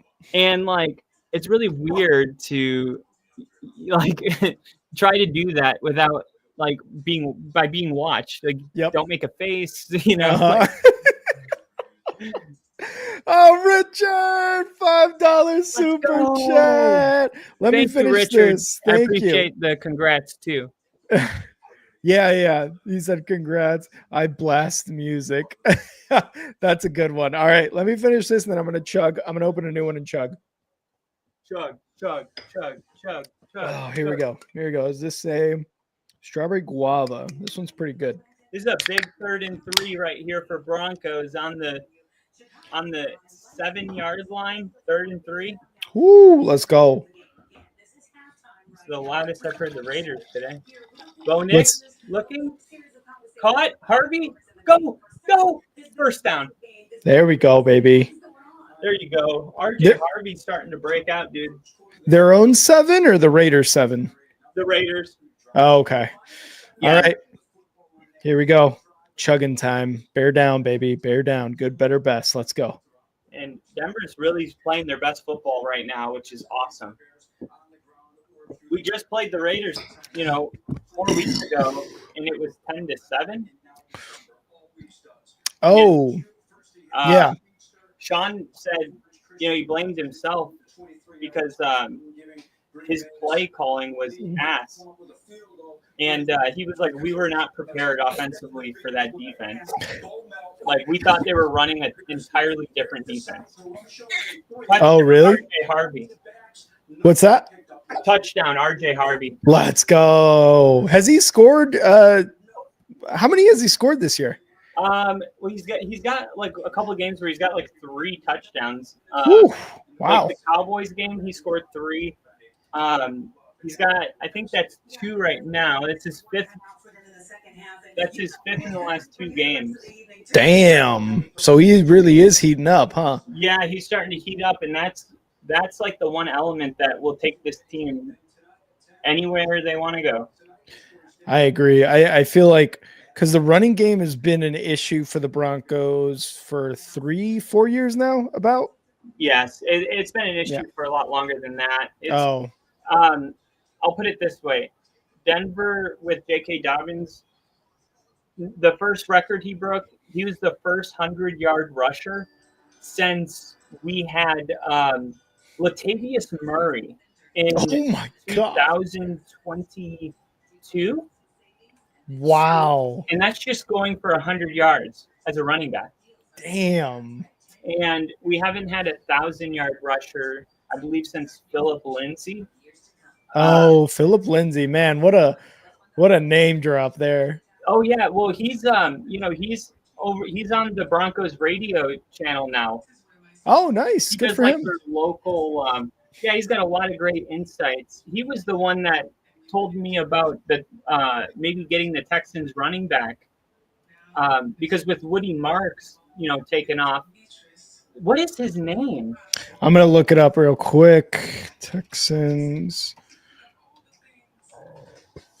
Um, da, da, da, da. It's driving me crazy. I feel like there's a W in it. Maybe not. No. It's so funny that Woody Marks his real name's not Woody, but he just kept dressing up as Woody for Halloween as Toy Story. Damian Pierce. Damian Pierce. So There we yeah, go. Philip Lindsay, because he went and played a year with the Texans, and he's got a lot of buddies over there, and he was really pushing for Denver to try to bring Damian Pierce over. Oh wow. He So was he saying was. like he could have something left. You know what I mean? I mean, he's still relatively young, if I remember correctly. Let me see. He's 25. Absolutely. Yeah, he's a young guy.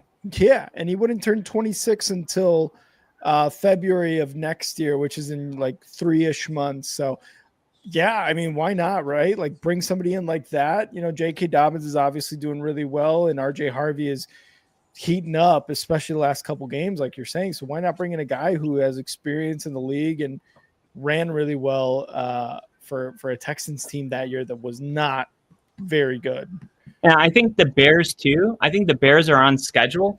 Mm-hmm. And when you think about their running thing, remember when the Lions with Dan Campbell is like first they got Penny Sewell, Yep. and they got like the necessities, but then they were able to get like the Sam Laporta and the Jahmyr Gibbs, and Yep. like this is what I don't know if the Bears are going to the Super Bowl this year, but that's not what this year was ever about anyway. It Right. was just about doing what they're doing. They accomplished their goal as far as I'm concerned. Not their goal, but they're on schedule, which is they made like I think New England's ahead of schedule. I think the Bears are on schedule. Yeah. And I think if the Bears have a draft this year where they get like a Jahmyr Gibbs, then they're the new Lions. And DeAndre Swift and Monunga are having good years so Monunga, far. Yeah, Monunga's been a really pleasant surprise for being a 7th rounder. And the Bears people were surprisingly high on him going before he even played. And I kind of had no idea because like he was from Rutgers, and the only other guy who has made a really big impact who's a running back from Rutgers was Pacheco, and both of them are very undersized. I think Monunga is about 5'8", 5'9", so he's a little taller than I am, but he's built like a freaking monster. But I agree, man. Like they've made some additions to like the interior of the offensive line. Drew Dahlman, Joe Tooney, Jonah Jackson has been awesome. We've already got Darnell Wright, who is playing really, really well this year. And then our left tackle situation right now is Theo Benedict and Ozzie Trapillo, who Ozzie Trapillo was a 3rd rounder from this past draft. So he's a rookie this year. I think our offensive line has played like damn near close to an elite level. They're having a really tough time tonight against the Packers, but moving forward, kind of like you're saying in terms of schedule, the Bears are at 9 wins. That is 4 more than last year. And that's 4 more than last year in week 15. So week 14, which is already exceeding expectations. If they could get to 10 and double the amount of wins from last year, again, that is all positives. The only thing is now after they beat the Eagles, they're struggling against the Packers right now, but it at this point it is the Bears have to make the playoffs. The Bears are going to be in the playoffs for sure. The other thing too is their tight end. He's gonna. I think he could be like a sneaky like you draft him in fantasy and he finishes as a top 5 tight end. Yeah. I think he could too. Loveland, you're referring to, right? Yeah. Yeah, and he was really good. Obviously, he had the game-winning touchdown against the Bengals. He's had some really, really good catches in terms of getting the Bears into position to win. And a lot of the talk, Leo, let's ride, Rascals. Obviously, at the beginning of the season, he wasn't very much involved in the offense, and then people are looking at Warren, the guy that the Colts have, and being like, should have drafted Warren, but now Loveland is kind of coming into his own and being used on the offense a lot more. So he's definitely going to be a person that Ben Johnson and the Bears use moving forward in the offense. And like you said, I think he could very much be a guy that makes a huge impact, moving forward in his career with the Bears, and can be a tight end that you want to draft in fantasy drafts, because he can absolutely make a big difference in this game. 4th and 2, the Raiders are going for it. And then let's see what happens. Pressure, Gino, got to get rid of it. Rolling out, throwing downfield, wide open. Damn it. First down. All right, I'm going to go give him to his mommy. Mm-hmm. Say bye, everybody. Bye, Bo. But he waved. You saw his hand. He went like this. Hey, you all should be lucky that Bo did that for y'all. He waved. Hell yeah. Love to see it. 3rd and 11 for the Packers here. Boy. 3rd and 11 here for the Packers. And Richard, I hope we get some more this half. A little pressure. Bears bringing pressure, going deep. Jordan Love. Oh, and that's pass interference. They're not going to call it because it's going to be a 4th down, but Nahshon Wright almost came away with another pick there. And honestly, correct move there by that Packers receiver. Do not turn the ball over by any means necessary, because Bo Melton is the one who did that there. More receivers need to do this. Take the penalty, especially on a 3rd down and long throw. Take that penalty instead of letting the defender get a turnover.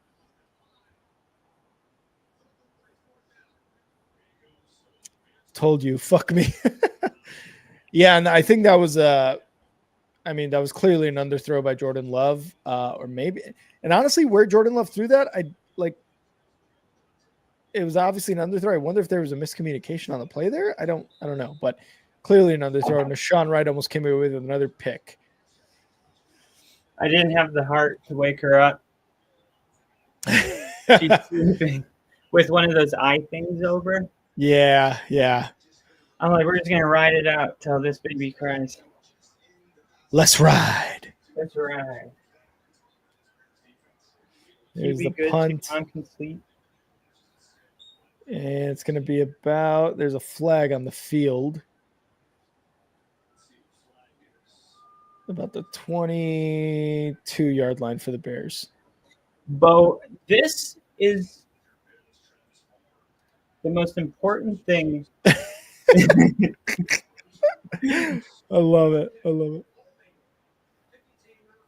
Nice. Sleep with it. It'll be your favorite stuffed animal. What'd you say? I was like, you will sleep with this. This will be your stuffed animal.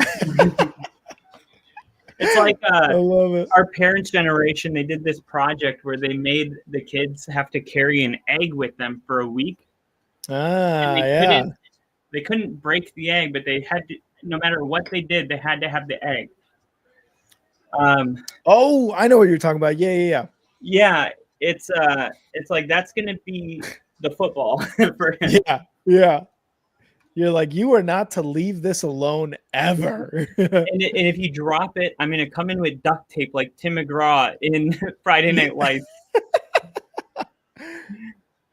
Hang on to in football. Bah! He gets the duct tape. It's even funnier that I have duct tape in the room right now. All right, Kyle, I'm gonna need you to not grab that duct tape. Yeah. Oh my God, dude, he's got his head turned like he's totally watching the game right now. He's like, come on, defense, get that sack. I know. What was up with that? That was a bad call. You are just so precious, dude. You're a cute baby. That's not always the case. No one says it, but we all know it. You keep that to yourself when you see it. You always do. But it's funny because a lot of times the cute babies turn into like adults, and then they, like ugly babies turn into like supermodels. Like, have you seen that stand-up bit with who's that comedian the girls all like? Oh my! I know you're talking about. He's the white He's the guy. younger guy that like does the interaction stuff with the audience. Yeah, he does like the crowd work. Well, he was like, talking about how people hate on him for like looking like this. He's like, the messed up part is like, I just got this. Yeah, I just became hot. Yeah, like, this just happened like last week. I always thought it was so funny because I was always a little self-conscious about the way I looked. I wore glasses all through grade school. Oh yeah, we all did. You know how middle school is. And then everyone's got acne. Yeah, high school came around. I started wearing contacts, and I was like, I looked back at pictures of myself, and I'm like, oh hell yeah, high school, I turned it around, baby. I turned it around. Yeah, it's everyone in middle schools, like their bodies are changing. Yep. They stink. Like everyone's got acne, like it's contagious. Like, I remember when I got deodorant for the first time. I was like, oh hell yeah, I'm a grown-up now. And yes, Ginger, Matt Rife, that is the comedian, Matt Rife. That's it. Yeah, yep. Matt Rife. Thank you, Jamie. Huh? I was like, thanks, Jamie. Yeah. Jamie, pull up that clip of the alien eating the dog. It's like always the most random. You have that polar bear that went surfing. Oh god. Can we get that clip of the guy jumping out of the airplane and landing safely on top of a skyscraper, please, Jamie? Thank you. Thank you. Man, I miss Bill. Oh yeah, I know. He was our Jamie. A great quick look up. Not that you're not, Ginger. I'm just saying I thought of Bill because he used to do that all the time. Yeah. There would be those random weekday nights, no football was on, but we would be on here and we're like, man, who is this freaking guy? Because we always tell you guys, we don't do names here on the Only Football Podcast. And Bill would always be like, it was this person. We'd be like, yes, Bill, thank you. Yeah. And Bill everybody. Does names. Yeah. Dude, right, Kenny Pickett just came in the game. Oh, Kenny Pickett. Nice. First down, Caleb Williams on the run. Love it. I knew Denver, their pass rush is so violent. Like, they just take out quarterbacks. Oh, yeah. And I meant to bring this up, but it was like when you Bo leave in Bo Nix and Nick Bo Nito, and there's another guy with a Bo in the middle of his name. I don't know who it is. Ann Bowman, something like that. For the Broncos? Mm-hmm. John, there's somebody with a B-O in the middle of their name. What position did he play? I can't remember if it's a defensive player or maybe an offensive lineman, something like that. But come on. Yeah. Oh, maybe. No, I don't know. That's weird. Yeah, I got to look it up again. All right. I'm taking you down. He's about to freak out. Got to get the boob.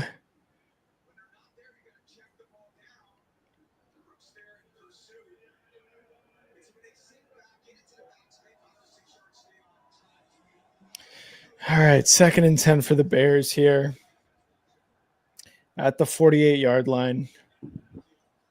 Going to hand it off, and it's going to be Manungai who's going to get to the strong run. Got stopped about a yard into his run and still moved his feet and was able to move a couple Packers for about 4-yard gain or 3-yard gain. Gets into Packers territory, I believe, with that run. 3rd and 5.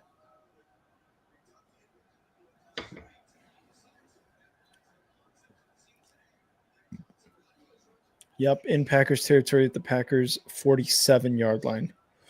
3rd and 5.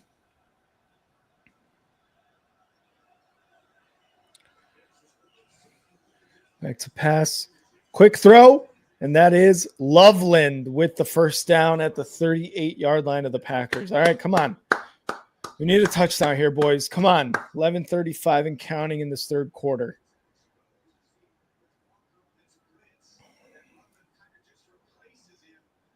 Perfect throw.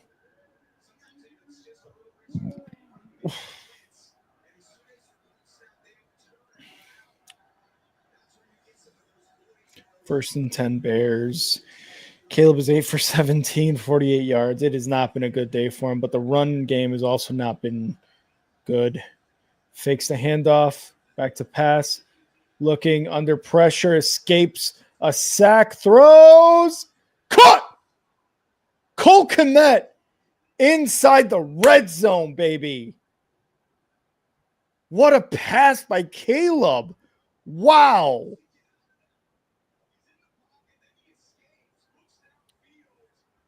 Man, right over the defender in the breadbasket of Cole Kmet. Wow, indeed. Crafty. KC, nice. That was impressive. Close to about the 10. All right, the 11-yard line. First and 10 for the Bears. They can get a first down without scoring. Changing it up. 2 seconds to snap. Snap. Hands it off. And it's going to be, I believe that was Swift for about a 4-yard run. Caleb is a stud. Oh, Caleb is definitely a stud, especially on the move outside the pocket. Man, that guy makes plays. Caleb makes stuff happen outside the pocket. Whew. What a throw and catch.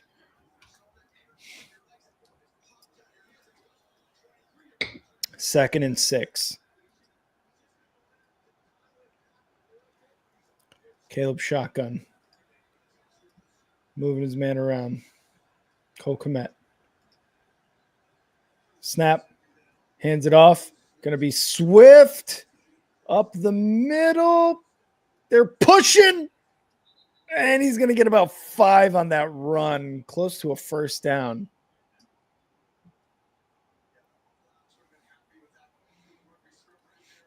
Damn it. Kyle can't even update the score for his own team's game. Crafty. I just got here. As Crafty saw you holding your child. Literally just sat down. And that's actually what I'm doing.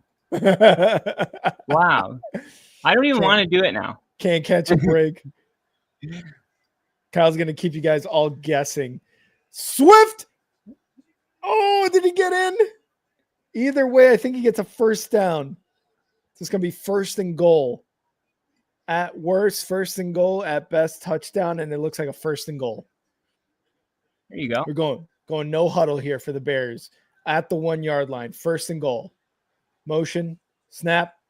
Fakes the handoff. Looking. Throws. Wow. Touchdown, Zacchaeus! Let's go! Woo! I told you not to worry. You just got to ride it out. Woo! What a throw at the nick of time. Or was it in the nicks of time? It was in the Bo Nix of time. Wow. And that went through the arms of the Packers player. I believe that's Nixon. Is that good or bad? Like, are you happy or mad? Well, you're not mad, but is that like the luck or skill? I didn't see it. I think it's a little bit of both, probably more on the luck side, to be honest, because that could have been intercepted. And the Bears are going for 2. Here we go. Oh, I think it was more skill. Well, I don't know. The last angle is the only one I saw, and it was Manungai. If you're a Packers fan, it was luck. If you're a Bears fan, it was skill. Yeah, exactly. Woo! 2 is good. The Bears score 11. 3-point game. 3-point game, baby. Man, Keyshawn Nixon had that for a second there before I even reacted to the touchdown. I thought it was an interception. Oh my God. Oh, I love it. It's amazing that they scored on that 2-point conversion too. Me too. The lineman came and just pushed Manungai through. Dang. RJ Harvey's starting to feel this game like he's getting a good feel for the game. You said that was Harvey? Yeah, RJ Harvey. Hell yeah. It's like he's starting to turn in runs that look like they should be losses into 4-yard gains. Yeah. That was Manunga in one play. He got hit as soon as he hit the line of scrimmage and still drove his feet for another 3-4 yards. That was Manungai on the 2-point conversion. Yeah, that and just now too. Yeah, you're right. He had a little help from his friends, I will say. But yeah, Nothing either wrong way, with that. nothing wrong with that. As long as it counts. I'm gonna take a quick P for the C. Be right back. Ooh. All right. Denver. Oh, good job by Nix avoiding the sack there. He did a play action. Right when he came out of it, there was a Raiders defender in his face. Immediately hits the brakes, makes him miss, throws a completion.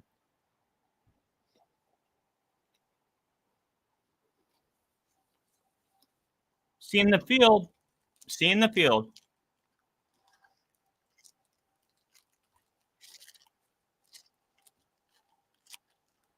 There's a lot on the line today.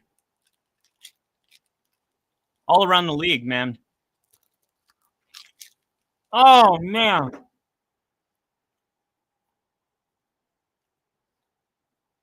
It looked like Cortland Sutton could have had.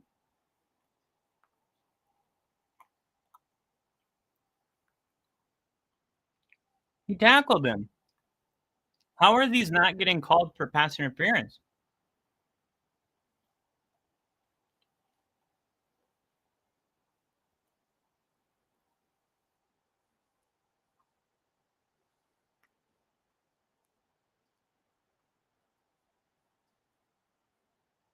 Third down and 4. Nix looking, firing, caught, first down.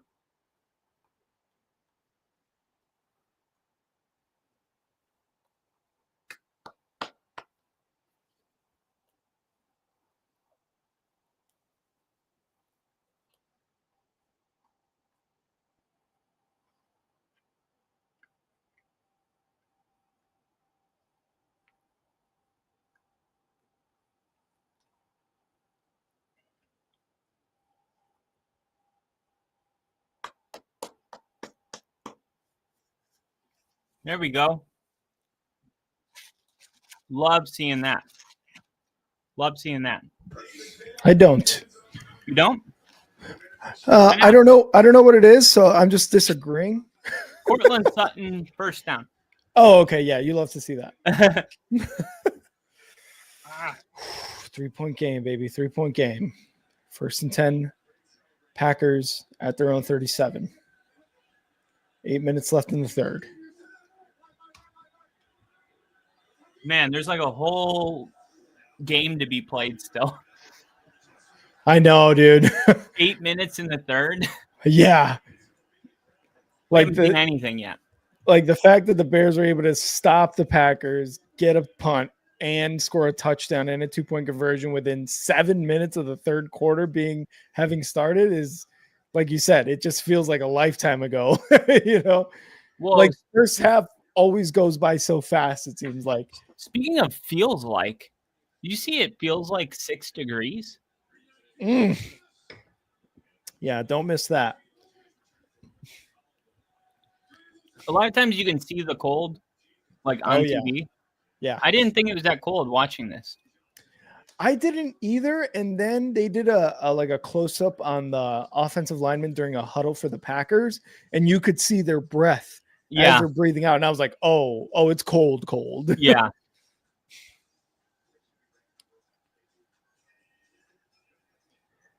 P for the C. Yep. P for the commercial. Ooh. Oh. You like that? You like that? You like that? You like that? 2nd and 9. Come on. There we go. TJ Edwards finally back in the defensive lineup. 3rd down.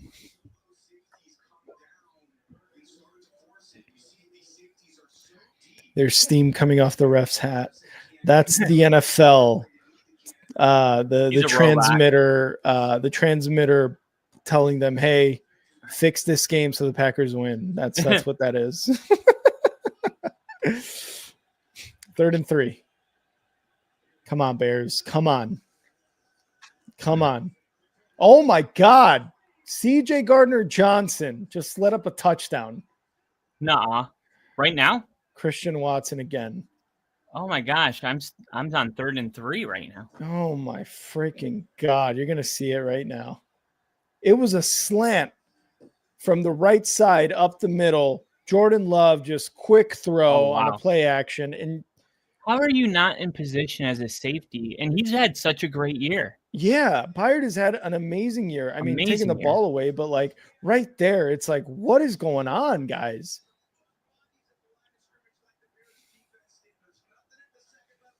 Man, Jordan Love and this Packers offense are just taking advantage of these miscues by the Bears, and it is infuriating. And that's God damn it. That's 2 touchdowns. But like I said, there's an entire game to be played. Yeah. I mean, that took 2 minutes. Like, this game's not going to be what I predicted it to be.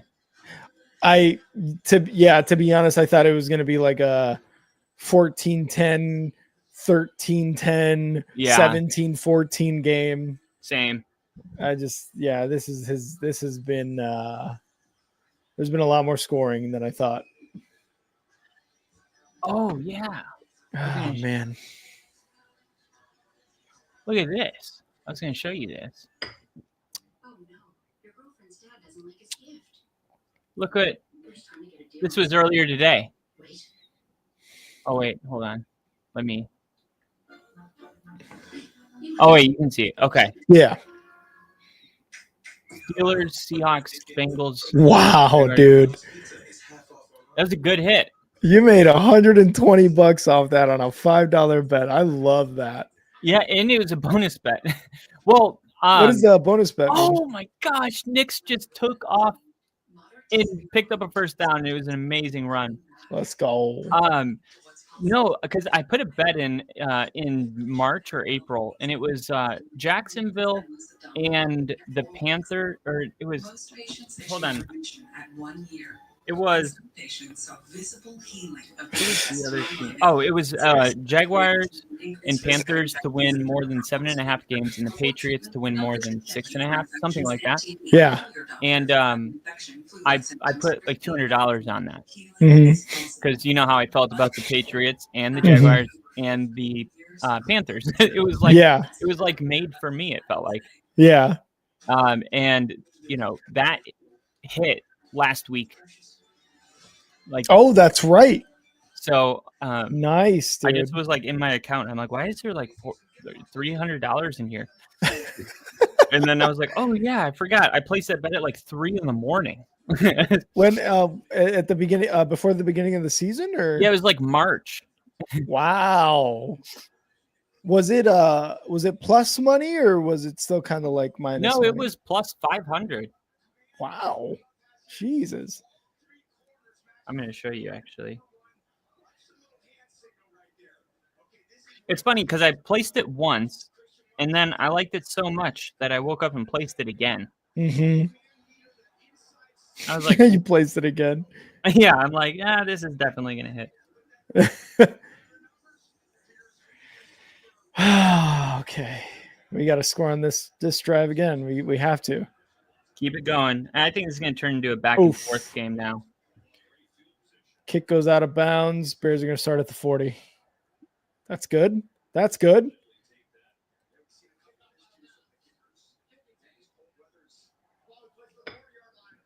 All right. Thanks for messing that up, McManus. Man, CJ Gardner-Johnson just got beat there by Watson. Watson's so fast too. Like, and guess what? We can help you out. If the Packers win today, we'll beat them next week for you. Please, God, do. Please. I would love nothing more than, even better, the Bears beat them, the Broncos beat them next week, and then we beat them again in 2 weeks after we play the Browns. That would be sick. Well, if the Packers were to win today and we beat them next week, the Bears would control their own destiny Yeah. because then they could beat them on the second. Because typically when it's really close, you split. You split. It's just the way it is. Yeah. Very rare are you going to Mhm. sweep a good team. Like Denver plays the Chiefs on Christmas. I don't know if Sean's going to I don't know if he wants to show his hand right before the playoffs in a game that, Right. he's he probably wants to save some of these plays. Yeah. Get the Chiefs to make adjustments, study them, and then if they make it to the postseason, then you're ready for them. Mm-hmm. Mm-hmm. Not that you're trying to lose, you're just not desperate to win. Caleb Monangai gets hit immediately behind the line of scrimmage. Jesus Christ. Glad that was a first down, not a third. Whew. Yeah, this is where the Bears need to show that resilience. Mm-hmm. One of the things Ben Johnson's been doing is just the way he's done dialing up the run all year is insane. Yep. The question was always if the Packers take away the run, what do the Bears do? Yep. And it looks like we're going to find out. Not because they're not running well. It's just, I don't know. I'm kind of watching, but I'm watching the Broncos game. It doesn't sound like they're running like a regular Sunday. No, nothing like they did against the Eagles. Even the Vikings game, they were running the ball effectively. It's just this Packers defensive line, and I knew it going into this game. Their defensive line is very good. It is tops in the league, I believe, in terms of pressure, stopping the run, things like that. Monangai and DeAndre Swift, while they have been able to bust out some good runs, it's not like they've been busting out 20-yard runs like they were against the Eagles or anything. They've been struggling to do explosive plays, and they've been able to get small 3-4 yard gains. Yeah, that's what I expected. I know the run defense is good in Green Bay. Yeah. And that's And that they're missing a defensive lineman. I don't know his name exactly, but I believe they're missing one of their better defensive linemen. 3rd and 3, Denver. Oh, off the hands of Sutton, incomplete. Damn it! Those are always the worst off the hands. I want them to go for it, and I don't know why. 2nd and 8, quick throw. What are we doing, guys? God. 3rd and 8. You try to do a quick wide receiver screen, and that just did not work. Should have been a touchdown. That's a pass interference, but is it? But no, I got to see if the ball was there at the same time or not. They're not going to call it. Whatever, it is what it is. 3rd and 8 for the Bears.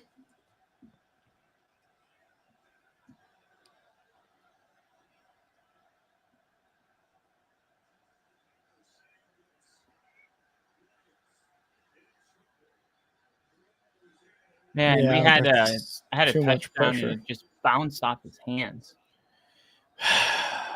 What happened? 3rd down, Dingo? Yeah, 3rd and 8.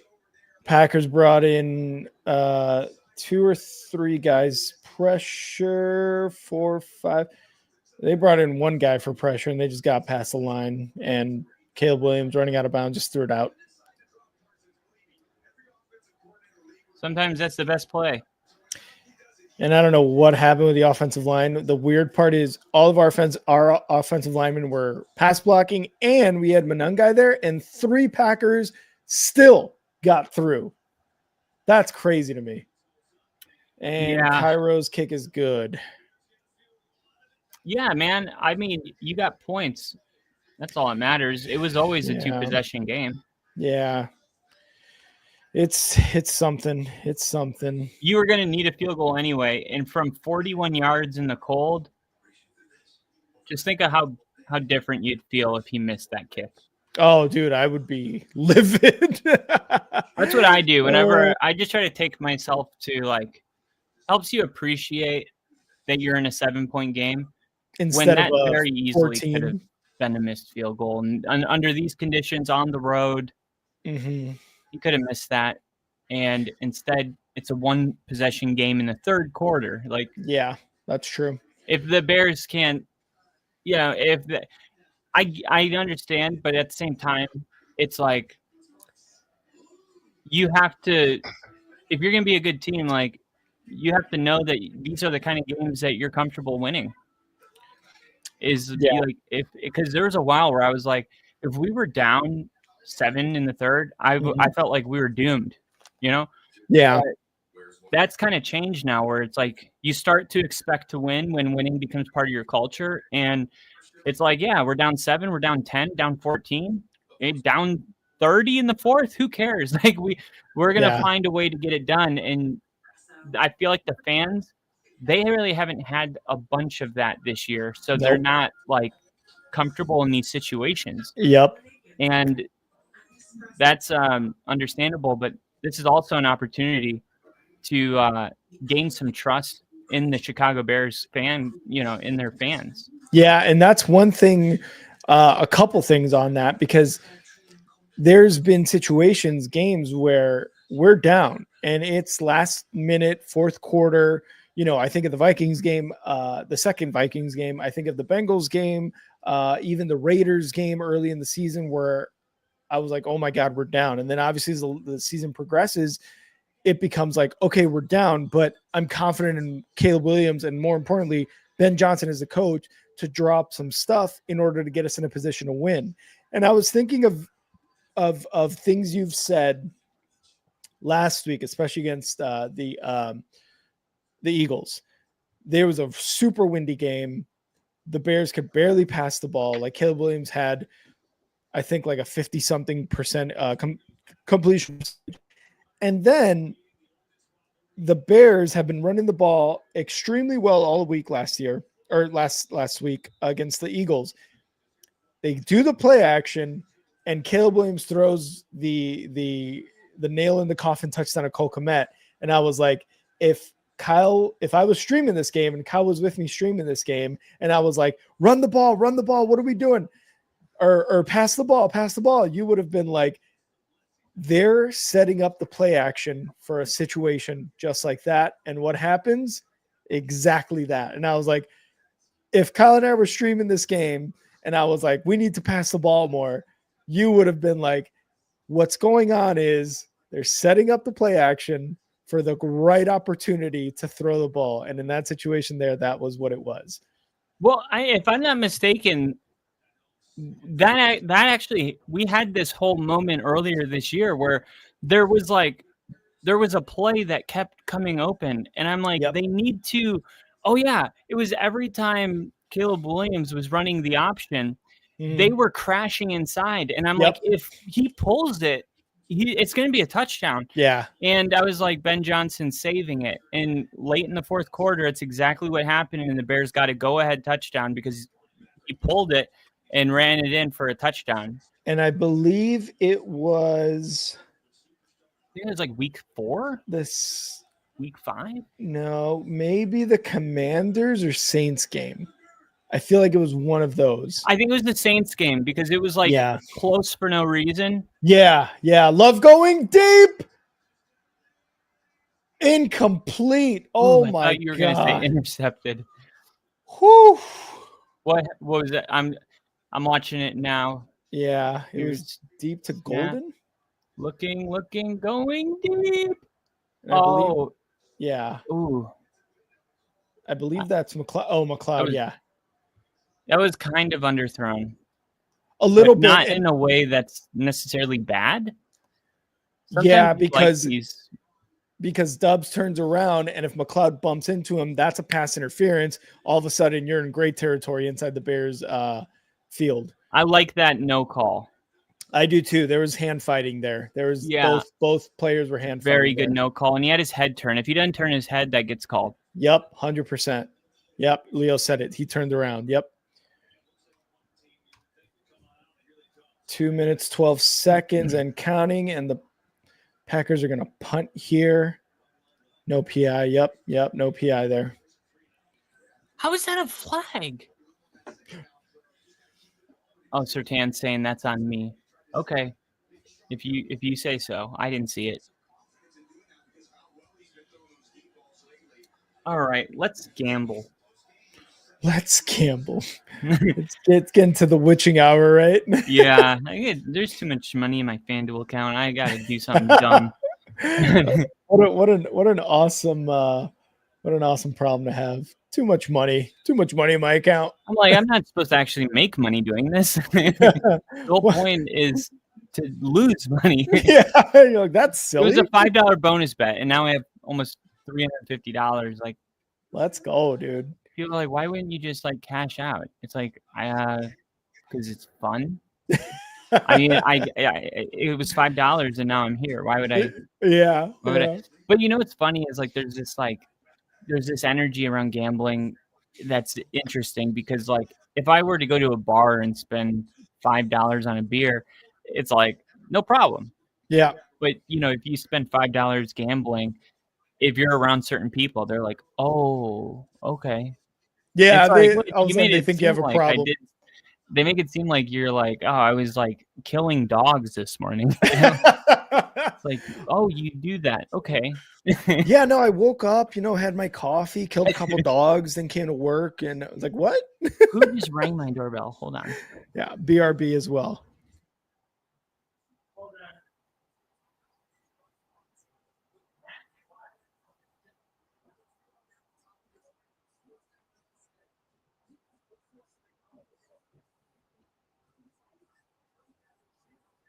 False alarm.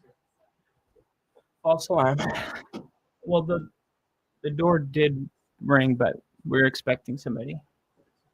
I'm talking to nobody. Okay. All right. So you guys are gonna help me. You guys are gonna help me place this. The Broncos win by more than 10.5. I think the score touchdown. It's a 10-point game. And that was Riley Moss on the coverage. That was Bo Jackson's nephew.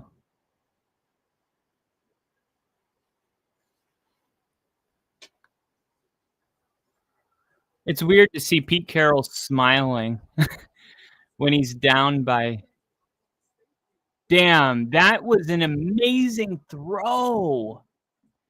I mean, that was like the window was that big, and Kenny Pickett just threaded the fucking needle. I should be more upset, but sometimes a guy just makes an amazing play, and it's more about them than it is us, and that's what that was. That was just, yeah. I mean, the margin of error to make that throw was 0, and he made it. Oh my God, it looks better every time I see the replay. I have to say something on X about that. That's incredible. Hold on. Let me see. I should be more mad, but that throw by Kenny Pickett was just incredible. All right, here we go. 2nd and 4. I think Caleb just completed a pass. I don't know exactly what happened, but I just saw Kenny Pickett make like the throw of the year. Really? Yeah, I was just saying I should be way more upset, but the throw was just so good. Like, I can't be mad at that athletic throw.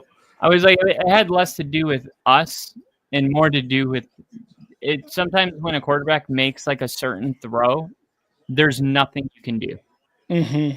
And it was just one of those throws where like Yep. the margin of error to make that throw was like 0, and he made it. Mm-hmm.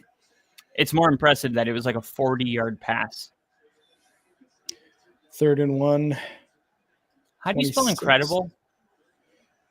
And first down, Manungai. Yes. Incredible. Manungai. That's how you spell incredible. INCREDIBLE.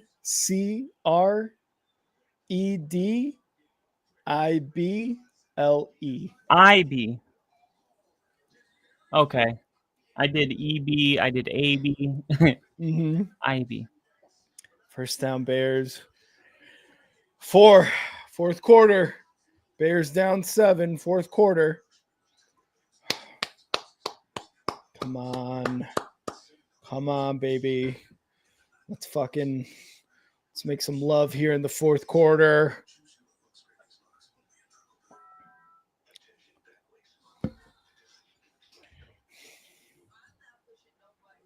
This is the one time I don't want to believe in love. What's going on? My gumbo. Manunga. Oh. Mr. Leo the Greek woke up feeling dangerous. Just like Chris Kyle in American Sniper. How you feeling, come Kyle? on. Did the Raiders get the onside kick? Did they? What's the score? No, we got it. 24-14 after the best throw of the year by Kenny Pickett. Nice. Fourth quarter as well? Yeah, 2 minutes and 17 seconds left. Away from being the number 1 seed in the AFC. And what's crazy, we haven't lost a home game in Denver since like week 6 of 2024. So if Denver gets the 1 seed, not only do they get the bye, but all home games. The home games, yeah. The crowd. Oh my God. When the Broncos and Chiefs played, Tony Romo said, I haven't been to any game this year that felt like this. Yeah. And like all the people in the press boxes were like, you could feel the whole thing shaking. Yeah. Like, these fans have been hungry, just like Bears fans, for 10 years for, something like this. And if Denver gets those home playoff game, it's going to be an unreal atmosphere. Oh, I bet, dude. I bet. Oh my gosh. Hard run by Harvey. Really like Harvey. How many rushing yards is he at now, I wonder? 200. Probably not. I don't know. Not that many. Feels like 10 degrees in Green Bay. Temperature is 14, but with the wind chill, it feels like 10. 75 yards, but he's averaging 4.7 yards a carry. Hell he's got 16 carries. Bo Nix has thrown it 38 times. He's got 31 completions.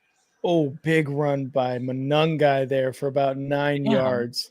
Dude, Nix is 31 for 38, 212 yards, and we have 3 drops. So he should be 34 for 38.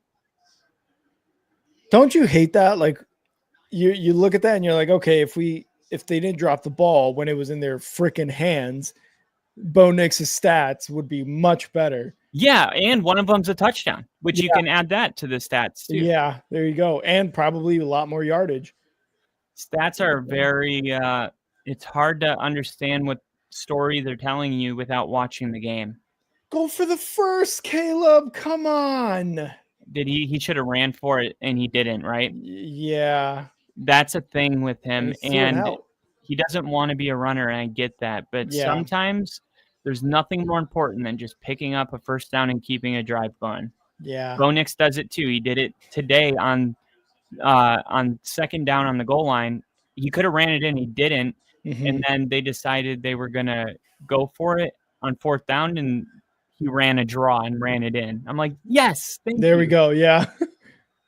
31. Come on. Let's go. Let's get it. Who's first down, baby? Swift in Packers territory. Let's go. Bo Nix and Max Crosby gets his first sack.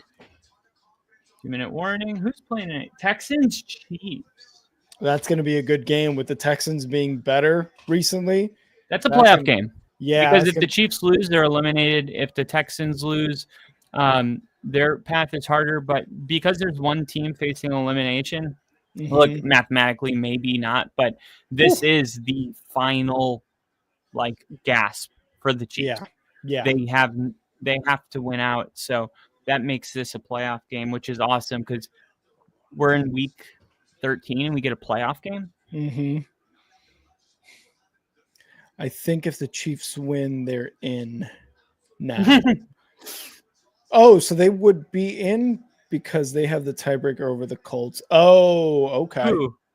The Chiefs, it looks like. The Chiefs? Yeah, I assume I don't know what the tiebreaker would be.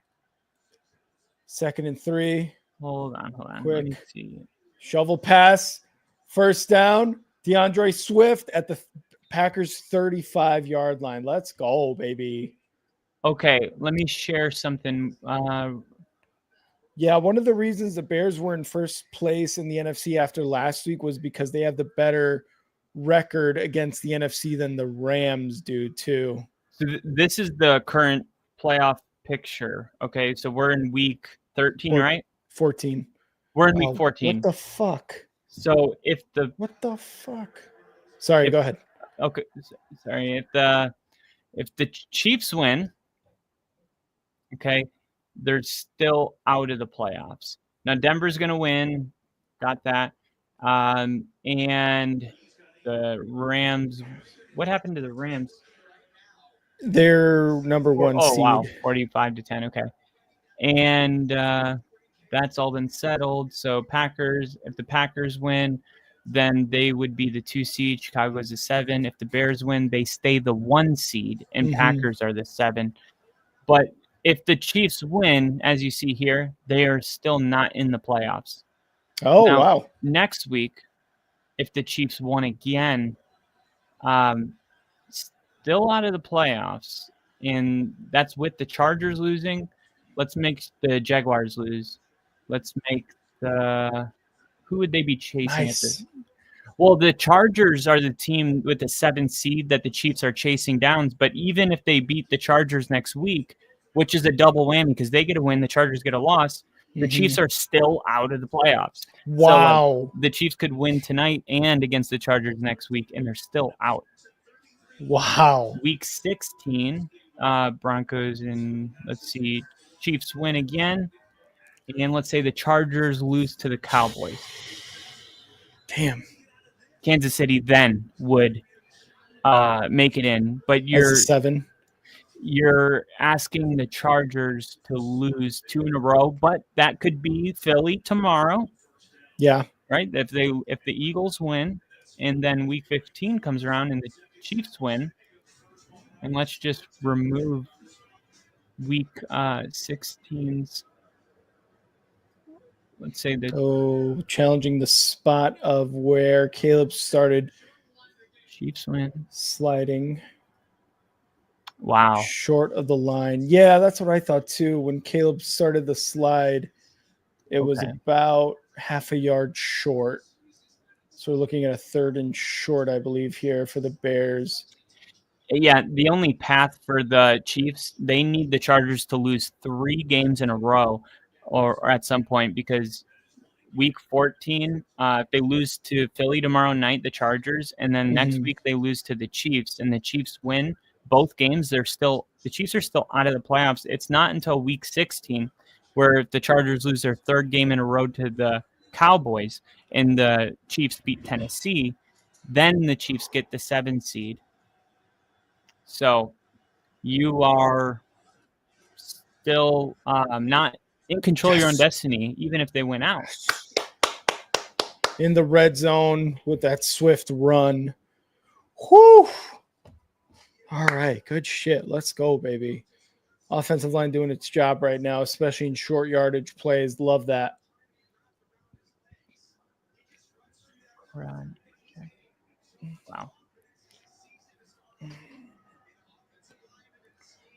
60 yards for Swift right now on 12 carries. It's about 5 yards per carry, which is really good. So, yeah, the Chiefs are in one of those where they're like, they have to win out, but they also need to start cheering for like Philly tomorrow night to beat the Chargers.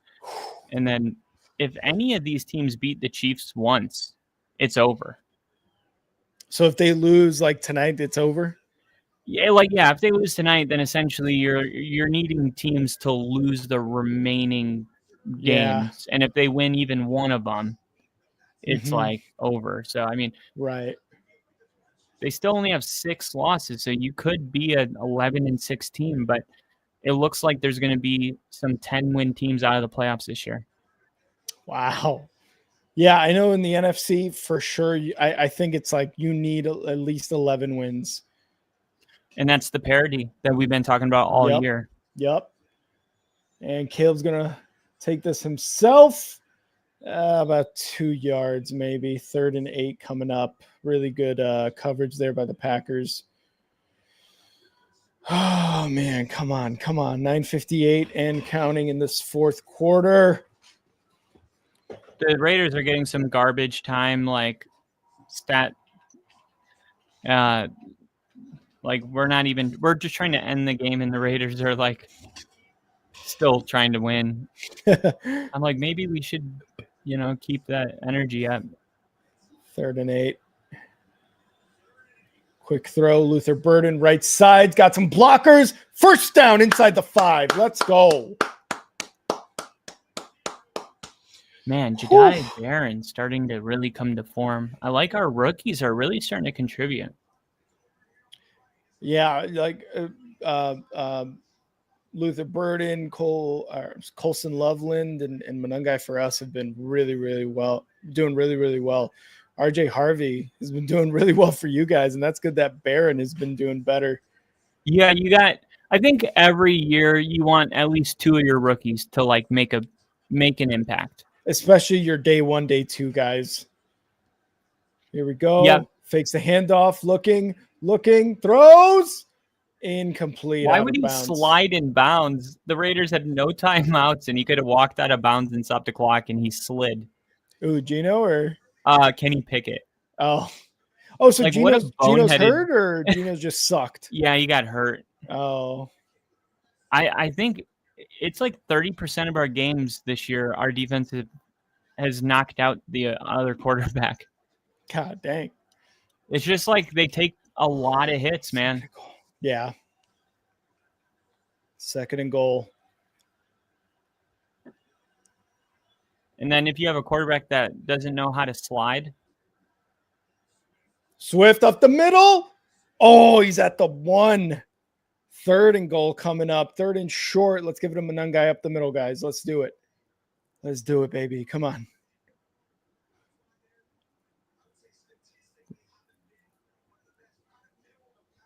Oh, my God. Brandon Jones. Delay a game penalty for laying on top of a player. Of course. 3rd and goal at the 1. Motion. Snap. Fakes the handoff. Looking. Touchdown, Colston Loveland, baby. Let's go. That's my fantasy tight end, baby. Woo! Oh, my God. This is crazy. This game turned into a 7-point game. And people are going to be like, look, they almost lost to the Raiders. And it's yeah. How much time left? 5 seconds. Well, they just got a penalty that put them in field goal range, and the game would have ended. But now they get to kick a field goal and then try an onside kick and then a Hail Mary. But it's like snap, hold, kick, tie game. That's game. They kicked a game-winning. Or I'm sorry, they kicked a they kicked a field goal. A game losing? Yeah, I don't even know how to say this. They kicked a field goal to make it a 7-point game to end the game. Wow. All right, whatever. I hope the Raiders feel good about themselves. We are the number 1 seed in the AFC. Let's go, Kyle, baby. You know what? Yeah, your son's born. Broncos are number 1 in the AFC. I'm just saying. 10 years since Super Bowl. 10 years since Super Bowl 50. The 40 Super Bowl years back in Santa Clara for the first time since Super Bowl 50. Ooh, when Denver won. Shit.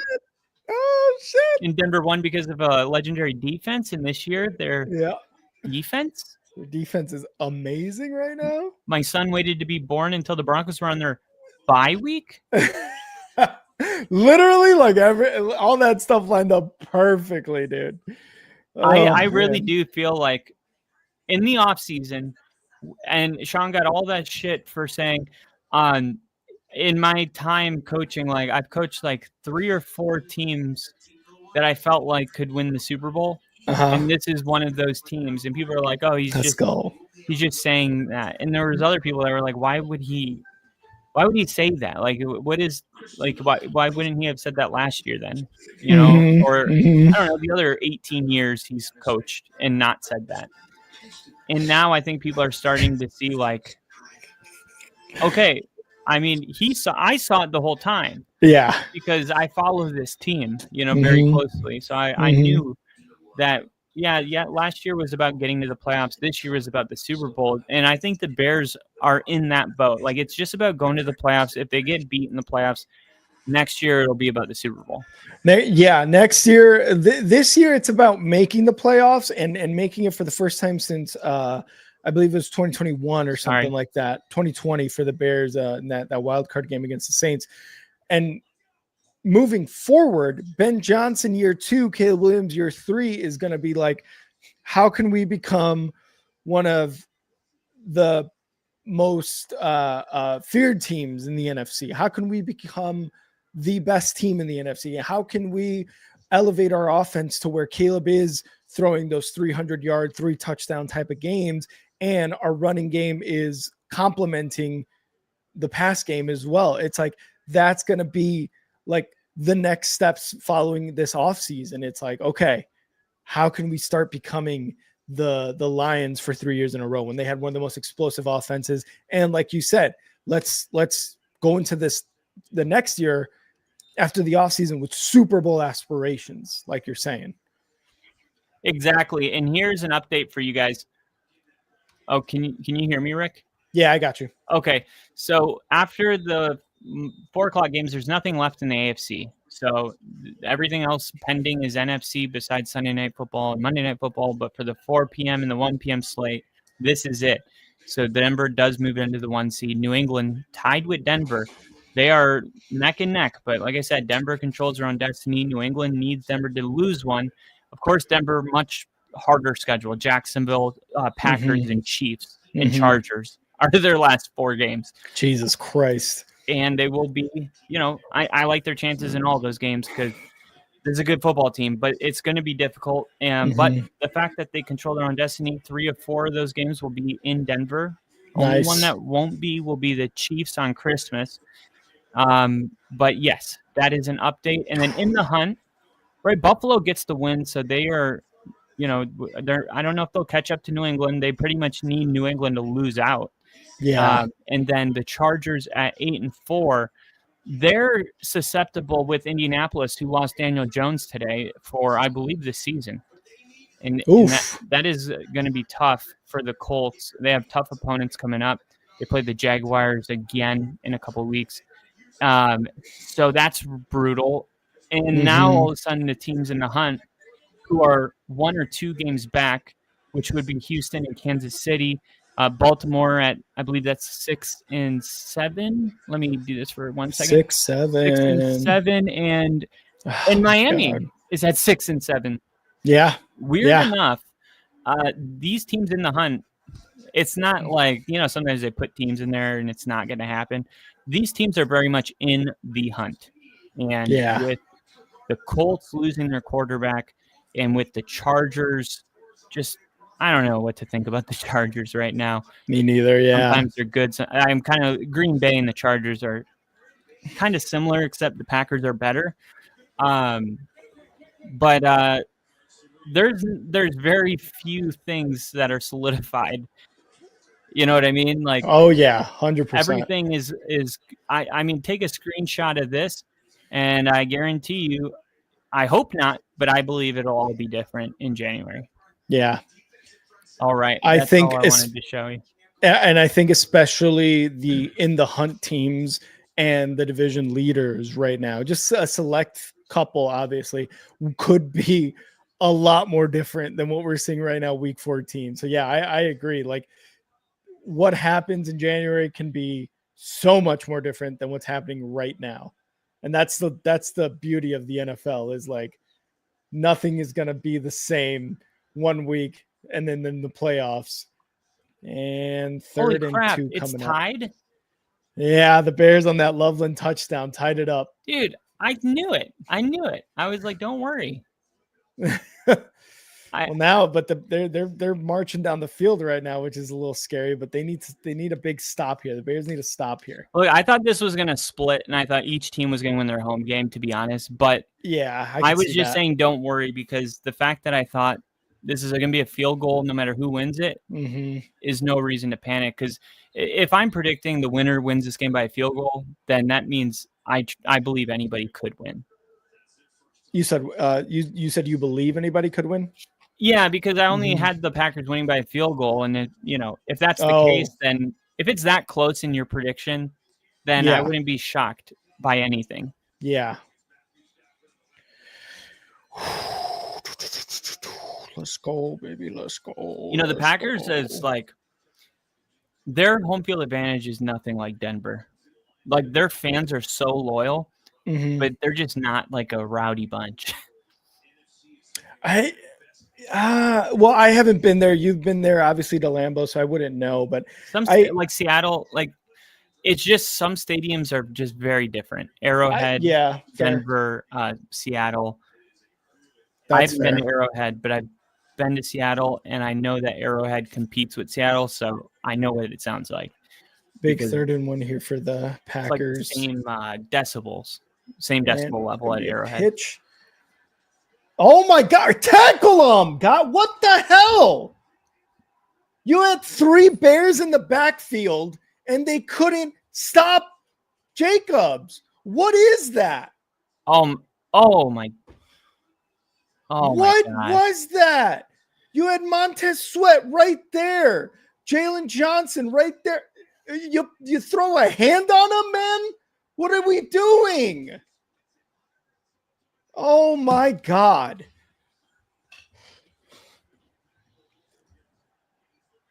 Touchdown. Oh, wow. He slipped. Was it Josh Jacobs?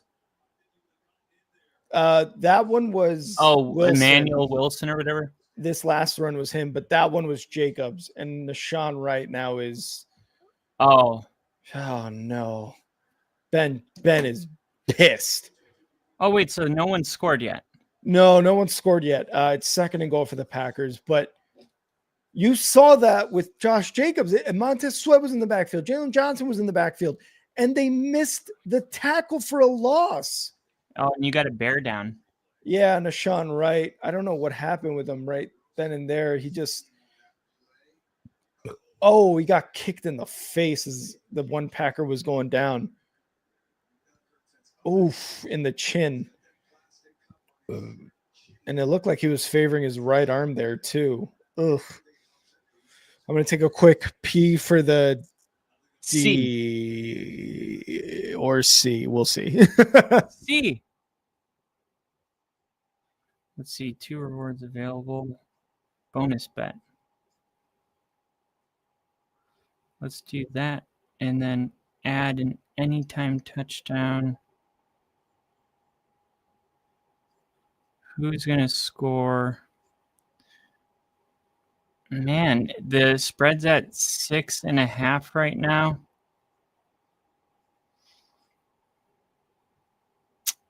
Six and a half. That's tough because if the Packers score, they go up 7. But if the Bears, I think I like the Packers -7. Don't tell Rick.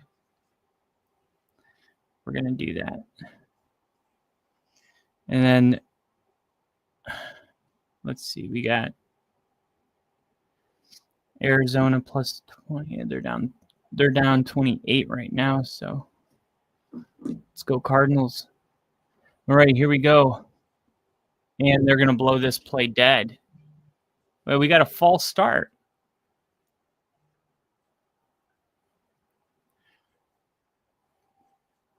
We got a false start. This is crazy.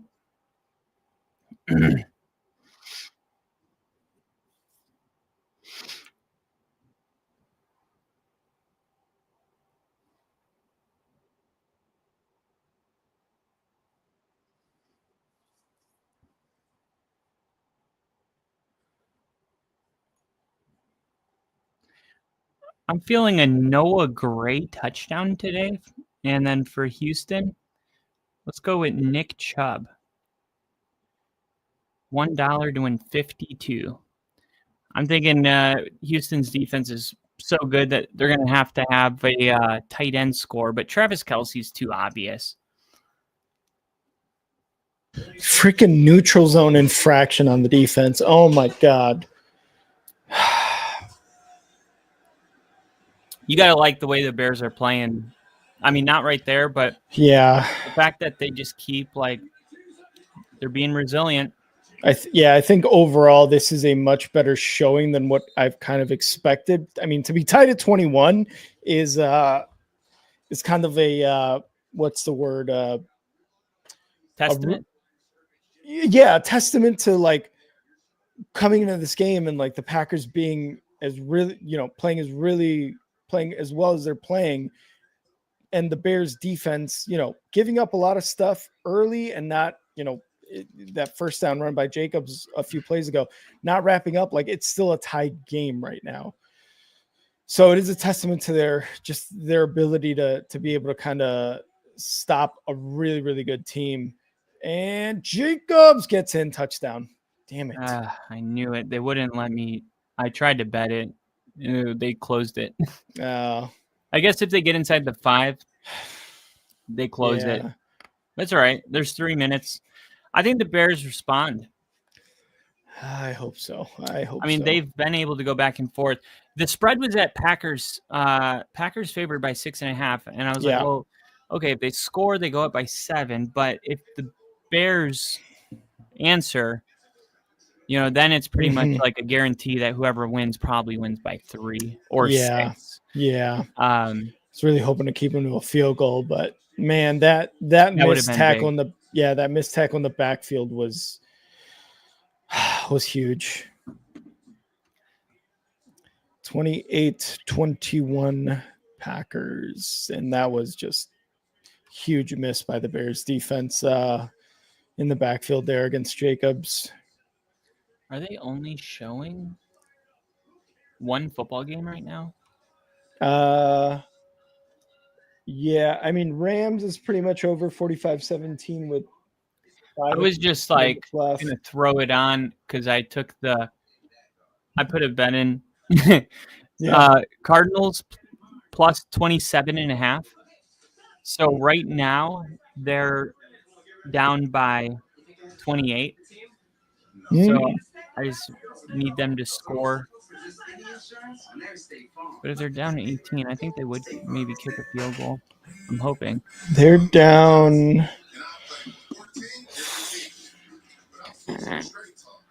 25. They're down 20. Damn, they're down 4 scores. Yeah. Holy crap. It's pretty remarkable. Yeah. I mean, the Rams are so good, and I'm just I'm just wondering who's going to beat the Rams, right? I just don't. I mean, even if Denver went all the way to the Super Bowl, the only the fan in me, of course, okay, taking that aside though, yeah, it's going to be hard to beat the Rams. Yeah, and what? And even because who beat the Rams a couple weeks ago or last week? The Panthers beat them last week, and there again, it's what? Yeah, but I also think the Panthers are a good team. I mean, the Panthers they're better for sure. Yeah, they beat Green Bay. Mm-hmm. They beat the Rams. Mm-hmm. They beat they have one more what type of a win? Mm-hmm. Oh, the Cowboys. They beat the Cowboys, which was a pretty good win. I think at the time too is when they beat the Cowboys, it really was a what? What just happened? Yeah. They beat the Dolphins. They beat the Saints. They beat the Falcons. Then they lost to the 49ers on Monday Night Football last week. But they bounced back with a win against the Rams, and that's kind of they've been their thing is they lose, but then they don't go into these long sulking losing streaks. They just kind of bounce back. Right. I mean, for a team that started the season 0-2, and then they get their first win 30-0 over the Falcons. Yeah, that's ridiculous. and then lost to the Patriots, and then beat the Panthers, and then beat the Cowboys, and then beat the Jets, and then got killed by the Bills, Mm-hmm. and then responded by beating the Packers.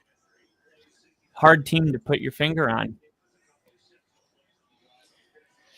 But Bryce Young, last week against the Rams, like he threw for, or no, it was the game before What? Where are you going, dude? Yeah, it was the Panthers-Falcons game. Bryce Young threw for like 300 or 400 yards, Mm-hmm. and Oh, that's right. Yeah. he had only thrown for over 200 yards once all year, and it was week 2 Yeah. because they had been giving Rico Dowdle 30 carries a game. His like Canales, I will say, like, I don't think he is one of those guys that the NFL or a lot of NFL media is looking at for coach of the year. I mean, you're looking at your Vrabels, your Steichens, your Vrabel, McVays right now. But Denver, I think yeah, maybe and Sean Payton too. But I think like Canales is definitely being like overlooked for coach of the year. Caleb caught Burden to the 50 inside Packers territory at their 46. Love it. But Canales, you know, I think was at the time, obviously they had their struggles last year and it looked bad at times. I liked that hire for the Panthers because I thought, okay, here's an offensive mind, the best one of the cycle. And with Bryce Young, what he did with the Bryce Young, Andy Dalton sitting and starting, I thought was really good. And that's what happens, man. That's the stuff that happens is now you're looking at them and you're like, wow, they're a good team. Caleb back to pass. Rolling right. Throwing incomplete to Zacchaeus. Dude, Michael Wilson has 16 targets, 11 catches, 142 yards, and 2 touchdowns. Oh my God, what a pickup you had. Yeah, I've had him on my bench, and I've started him every game Marvin Harrison Jr. is out. Oh, really? And he does it every time. Oof. Yeah, because I remember when I was watching football channel, like it was in the middle of the day, and it was like, officially ruled out Marvin Harrison Jr. And I went on Google. I'm like, who's the number 2 wide receiver? And then I went on waivers and added him and started him immediately. And he got 40 points. Nice. Throws. Caught. Wow. Duvernay for a catch as a wide receiver. Wow. Dun, dun, dun, dun. Dun, dun, dun, dun. Hopefully they don't score too quick. Give the Packers the ball back. I know that's what I'm hoping. I think the 2-minute warning is about to come up. The fact that Duvernay is on an offensive play and caught that ball is honestly a little surprising. Just outside of the red zone. And that's a 2-minute warning. Fuck it. Woo! I'm putting $50 on the Bears plus 6.5. I'm just kidding, but I am putting 15 on them at plus.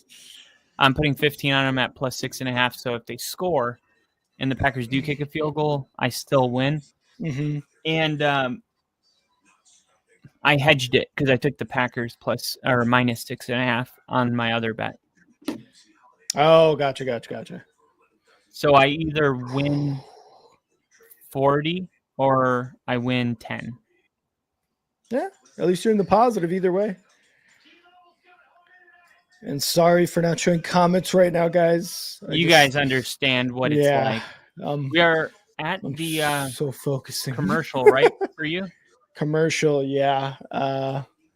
Okay, this is just hit the 2-minute warning. Yeah, this is the one I was telling you about that I placed in the in the off season, yeah. So it was Patriots, Jaguars to each win 7.5 games, and Panthers to win more than 6.5. So I guess I cut it off here. This one was in like June, and then the odds actually got more favorable. It goes from 480 to 490, and this was in August. Yeah. So I went back in it. You're like, I'm gonna put a little bit more. Yeah, I'm like, all right. Because I really did. I felt like those were teams that were going to take that next step this year, and I think Arizona will next year. I do. I remember it was like week 9, and I was like, people don't understand that if Arizona had scored just 4 more points in every game, they would be 9-0. Every one of their losses by week 9 was by 5 or less points, 4 or less points. Damn. So they're like right there. And think about this: they're doing it all without a franchise quarterback. And I think they're going that's to move true. off Kyler Murray. I think so too. I looked it up. It would be, I think it was 50. I think it was like 58 million they would have to eat. But like, there's one thing we learned from Denver is like, it doesn't matter. You know what I mean? If you have to move on, you have to move on. Exactly. Yeah. And what's the point of riding out a contract if you paid the guy you paid him to win a Super Bowl? If you don't feel like he can do it, move on. Money's irrelevant at that point. Caleb hands it off. Manungai up the middle is going to get about 5 yards inside the red zone at about the 17-yard line for the Bears. Come on, guys. Let's go. It's funny. Our teams are so connected that we play the Packers in back-to-back weeks. Oh, yeah. And that's in 3 weeks, actually, in a row. Us this week, you guys next week, and us in week 16 or 17, whatever. So we're going to be streaming a lot of Packers. Yeah. Yeah. Minute 22 left, 2nd and 4. Wow. I'm surprised Green Bay's not calling their timeouts. Honestly, me too. Manungai up the left side. He's going to be short by about a yard. Timeout Green Bay, probably. Did they do it? Not that I've seen. Okay. So they're going to wait in case they pick up this first down. I would do the same thing. I wouldn't want to. Oh, no. A minute, 10 seconds. I mean, the Bears can run this all the way down. Yeah. I think you got to call one timeout here. I don't know if they're trying to put pressure on the Bears. Maybe. I think so. Can you call this next one? Because I'm like a play behind you. I'm curious. Gotcha. Under center, Caleb changing the play at the line. 3rd and 1 at the 14. Manungai up the middle. And he's short. He's going to be short. It's going to be 4th down and less than 1 here. Are they stopping the clock for a measurement? And the clock has stopped. Yeah, they need to measure that. I think he got it. And if he didn't, it's a QB sneak. Yeah. Oh my God. How do you not get that, Manungai? Whoever 55 is for the Packers, really good job getting there. How is this for exciting? Is this Bears good enough? With the timeout. You feel alive right now? I hate these games. I hate these games, but yeah, I feel a little alive. That was how I with the Commanders game. They went for 2, to win the game. I'm like, this is it. We win or lose in this play. I hate that feeling. Yeah. Oh yeah, me too. You're just like, oh God, can we just win a comfortable game? 4th and about 1. 4th and about 3/4 of 1, and a timeout. Packers. See that little Bears fan? Yeah. You poor kid. That was me, but with a Packers jersey. Timeout Packers. Bears with 2 timeouts. Packers with 1 timeout left. That's a good timeout. The Packers just wanted to see what the Bears were going to do. Get a look, because it's gotten to the point where the Packers don't have enough timeouts to get the ball back if the Bears don't want them to. So you might as well say, hey, well, let's get some intel, see what they do, how they line up. We'll call timeout, and then we'll adjust, and we'll see what the Bears do. Because chances are, in these type of moments, like, the Bears are going to do what they're going to do. They're not changing it. 4th and 1, 27 seconds left. Sometimes you want to give your defense a little rest too. Motion, snap, fakes the handoff. Caleb looking, throwing, intercepted. That's game. Yep. What? Who? Nixon. Is he running? Sorry. Intercepted in the end zone. I'm looking at it now. 22 seconds left. Oh, yeah. Run the damn ball, guys. Why are they doing that on 4th and inches? Run the damn ball. It's 4th and inches. Why are you throwing it into the end zone? I mean, that was just way too easy for the Packers. Come on, you can't do that. Oh, they run the oh my God. He had him, but it just the window wasn't long. And the way he floated that ball up, it's like I see what Caleb saw, but it closed so quick.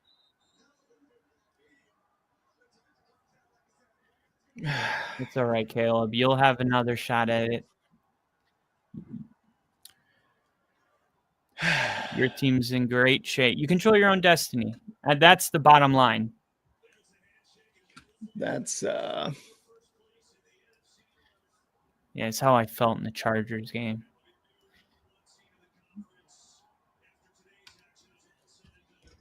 Damn. run the ball there. What I'm was that sorry, but handshake run with the ball. LaFleur and Ben Johnson? I got to back up now because I got to see that. That is not what I'm used to seeing between two coaches.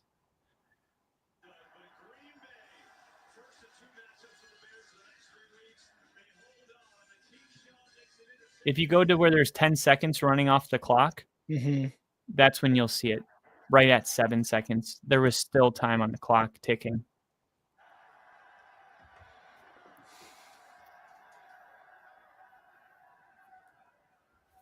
Yep.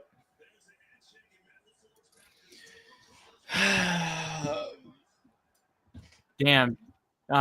Rick, I guess controlling your own destiny helps. I mean, it would for me. Like, you're going to play this game again in 2 weeks, but it's going to be in your house.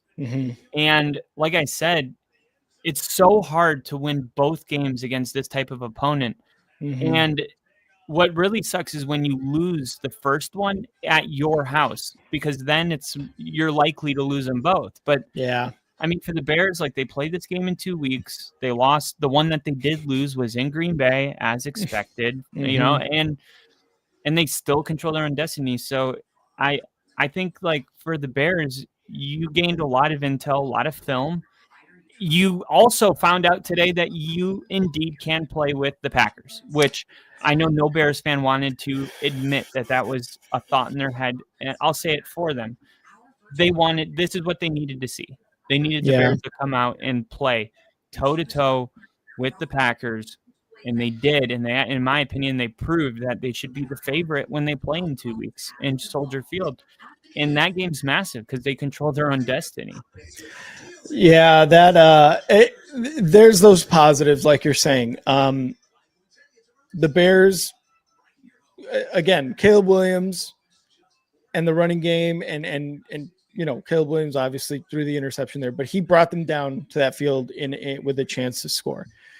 Those are the positives. You're still able to go down the field. The first half was garbage. The second half, way better. Time of possession, I believe the Bears, at least in the third quarter from what I saw, or at least somewhat through the fourth quarter, they had a majority of the time of possession, like a lot more plays, a lot more yards, a lot more time of possession than the Packers. Monungai, you had a couple passing touchdowns there for Caleb. Monungai and Swift were able to get these chunk plays, nothing like a huge breakout type of plays for really anybody on the offense. But you were still able to move the sticks. You were still able to score touchdowns, which you were down 14-3 in the first half. The fact that we were scoring touchdowns in the second half, like you said, we were able to make the adjustments, and now we've got good film.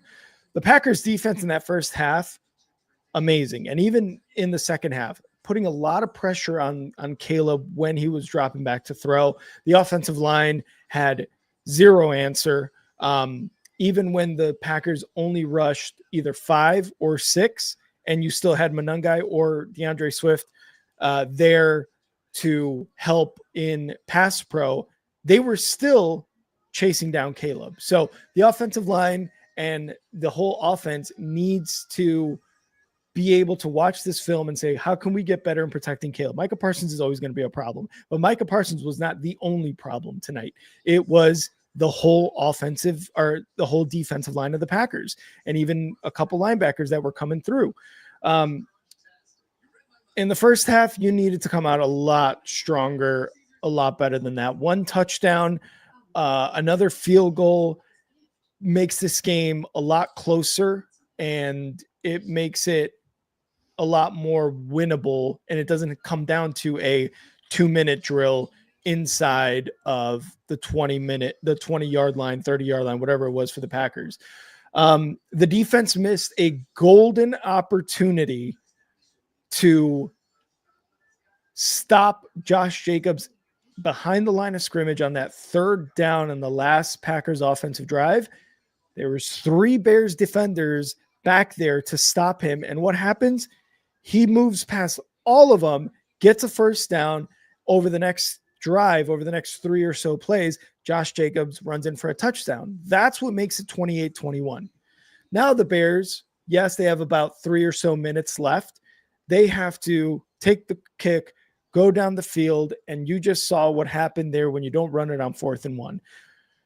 I know on that 3rd and 1, they stopped Monangai, but every other 3rd and short, 4th and short, DeAndre Swift or Monangai get through and get that first down. I think Ben made a really bad decision there to fake the run and instead pass it. I understand from what you keep reminding me throughout this season through games, hey, we got to set up the pass or the play action. Yeah. And again, last week against the Eagles, that turned into the game-winning touchdown to Loveland at the end of the game. But in this situation, I don't know, man. I think they have to go with the run there because, again, like I said, in those 3rd, 4th downs and short 1 to 2 yards, Monangai and DeAndre Swift were getting the first down. You had 20 seconds and 2 timeouts. You had almost 30 seconds and 2 timeouts in your arsenal to use after you get that first down. So that was, to me, a big mistake made by Ben Johnson in play calling there.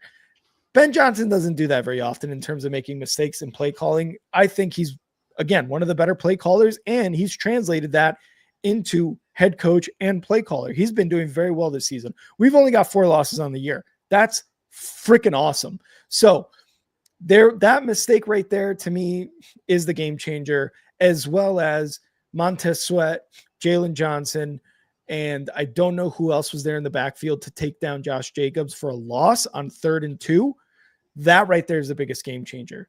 Those 2 plays right there are what lost us the game, or at least prevented us from gaining a lead or tying it up here in these last 30 seconds.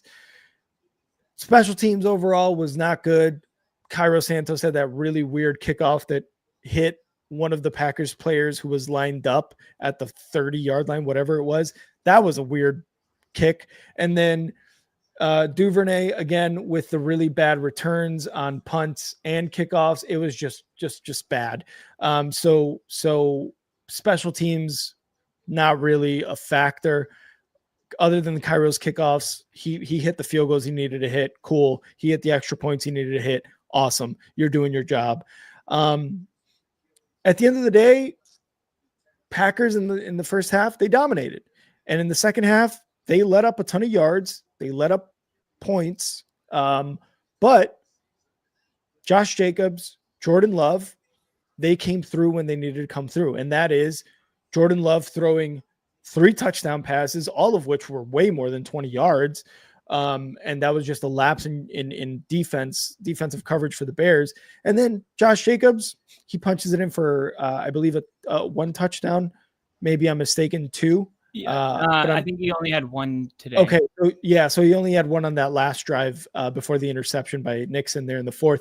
And they came through when they needed to. So in clutch time, they did what they needed to do. And that's why they won 28-21. Again, that play calling, not calling a run there on 3rd and 1, 4th and 1, sorry, is gonna think I think live in Ben Johnson's mind rent free for the next 2 weeks until Yeah. they play the Packers again. And it'll But probably be the same situation in that game, there's and it'll be yeah, talked about like last time. What is he gonna do this time? But exactly. the only thing I will add is, I think as fans too, we're very quick to be like, it's 4th and 1, like don't be cute, run the Yeah. ball. Yeah. There is something to be said when you're going up against Green Bay, Houston, and Denver, and you need 1 yard, and your plan is to run the ball. I'm not saying that you shouldn't do it. I'm just saying if you run it and you like, I've seen this happen many times. They end up losing like 2 yards because the run defense is spectacular. They have a whole package of men that come into the game. They're these big, huge dudes that are fast and John Franklin Myers, and they bust through, and all of a sudden you're handing the ball off, and it's like, before he even gets the handoff, it's not going to happen. Yeah. And I think sometimes, like with Ben Johnson, Green Bay being one of these run defenses, he's going, hey, look, they're going to bring in their run package, and we're going to throw it. And that play was there. It was there. It just it got taken away so quick because they showed one angle of it where I saw it from like Caleb's perspective from behind him. And it was like, it seemed like it could have been a touchdown. I think he put too much air on it, and it just gave the defender enough time to get under it on it. And if anything, maybe he should have thrown it early and like behind him, because he was trying to throw it like here. If he would have thrown it here, the Packers player would have been running that way, and the receiver makes an adjustment. You hit the other shoulder, if that makes sense. And to be honest, even if Caleb threw it at the exact same time he just did, if he throws it closer to the corner and Cole Kmet is shadowing more towards the corner of the end zone, like more of a post route, I think he completes that pass. I think we're looking at a tie game, possible overtime, but he tried to literally do what he did last week against Cooper DeJean and Colston Loveland, and that is throw it over, or I'm sorry, was that Colston or was that Cole Kmet? Either way, I believe it was Colston. He tried to throw it over his head, but like you said, DeJean was running with his back towards the ball, playing catch up instead of Keyshawn Nixon, in this case, having his eyes and his entire front of his body right at the ball as Caleb was throwing it. But I think Caleb throws it more, shading more towards the left side, or even if Caleb runs it himself, that may be a first down. I didn't think he had it. There was about 3 Packers defenders moving with Caleb, but about a yard or two ahead of the first down marker. So maybe maybe not. We may be looking at that if Caleb runs it and being like, why didn't you pass it or whatever. At the end of the day, the offensive line played better in the second half and was moving the line of scrimmage more as opposed to the first half. And that's why I think Ben should have ran it there. And I get that the defense for the defensive line specifically for the Packers was really, really good. I don't know, man. I just wish he would have ran it there. But like you said, like who knows how it would have played out. We may be looking at the same exact result, just a turnover on downs. But I don't know. I really do wish they would have ran it there. I feel like we would have had a better chance than what just happened. Yeah. But like I said, that play is going to live rent free in Ben Johnson's head and for another 2 weeks until they face the Packers again, this time in Chicago. What I will say real quick, because I do have to go in the next couple minutes. So we're going to be in, at least I'm going to be leaving here in the next few minutes. Got to go get something done with the wifey. Ooh. The handshake between them. Ben Johnson in his opening presser as head coach. Generally, when there's a Bears coach who's being introduced as a new head coach for the Bears, they talk about the Packers, wanting to beat the Packers, wanting to really be the leaders in that rivalry. During his opening presser, Ben Johnson said, and I've got to say, I really enjoyed beating Matt LaFleur 2 times a year. So he didn't say the Packers. He said Matt LaFleur. They don't like each other. They don't have a relationship. That's awesome. That's they how don't. it should be. And I agree. It doesn't have to be, but I like it. I like it because he's feeding into the rivalry. And Yeah. what a game this was. I will say Packers win at the end of the night. It is what it is. But for him to say that, that's a spark. And to continue that with the Packers rivalry, I think is awesome as a Bears fan and as a Bears head coach. So I think that's why the handshake went the way it did and why you were kind of like, wait, that's an odd handshake. Yeah, It's because of that. I knew something was up with that, and I've seen it both ways. Like when we get done with the Chiefs, like Andy Reid and Sean Payton, they got so much respect for each other. You know what I mean? Like they, if you listen to both of their press conference, like they really admire each other. And sometimes as a fan of football, it's just cool to see like, hey, you got the best of me today. Like, good job, good job. Because they talk for like Andy Reid and Sean will talk for like 10 seconds. And I think that's cool sometimes. Like when it's like whenever you see a player that like, scores like has a big run and the defender that tackled him like smacks him on the ass or something or hits him on the back of the helmet, like good play, there's just something about that feels kind of good. It's like not too much where you're like overbearing, like, but just enough where it's like, all right, I respect that, but I'm coming for you. You know what I mean? Like, there's something about that feels good. And there's also something about what LaFleur and Ben Johnson did that feels good as a fan. Me too. Because I feel that. It used to be like, if you were a Packer, you did not play for the Bears. Like that is the worst thing you could do. Nowadays, people go from team to team to team. And it's cool to see some of that old school rivalry. And I credit Ben Johnson for that because he set the tone. Like you said in his press conference, like, here's what we're going to do. First order of business, I'm going to piss on Matt LaFleur. Yeah. And mark my territory, Yeah. And I mean, Matt LaFleur got the better of him today, but we'll see what happens in a couple of weeks. But overall, I mean, great game. Yeah, the rivalry's heating up. Both the Packers and Bears this year are good teams. It's just a matter of what's the rest of the year going to look like, who's going to win the North, and can we continue to be in the playoff hunt?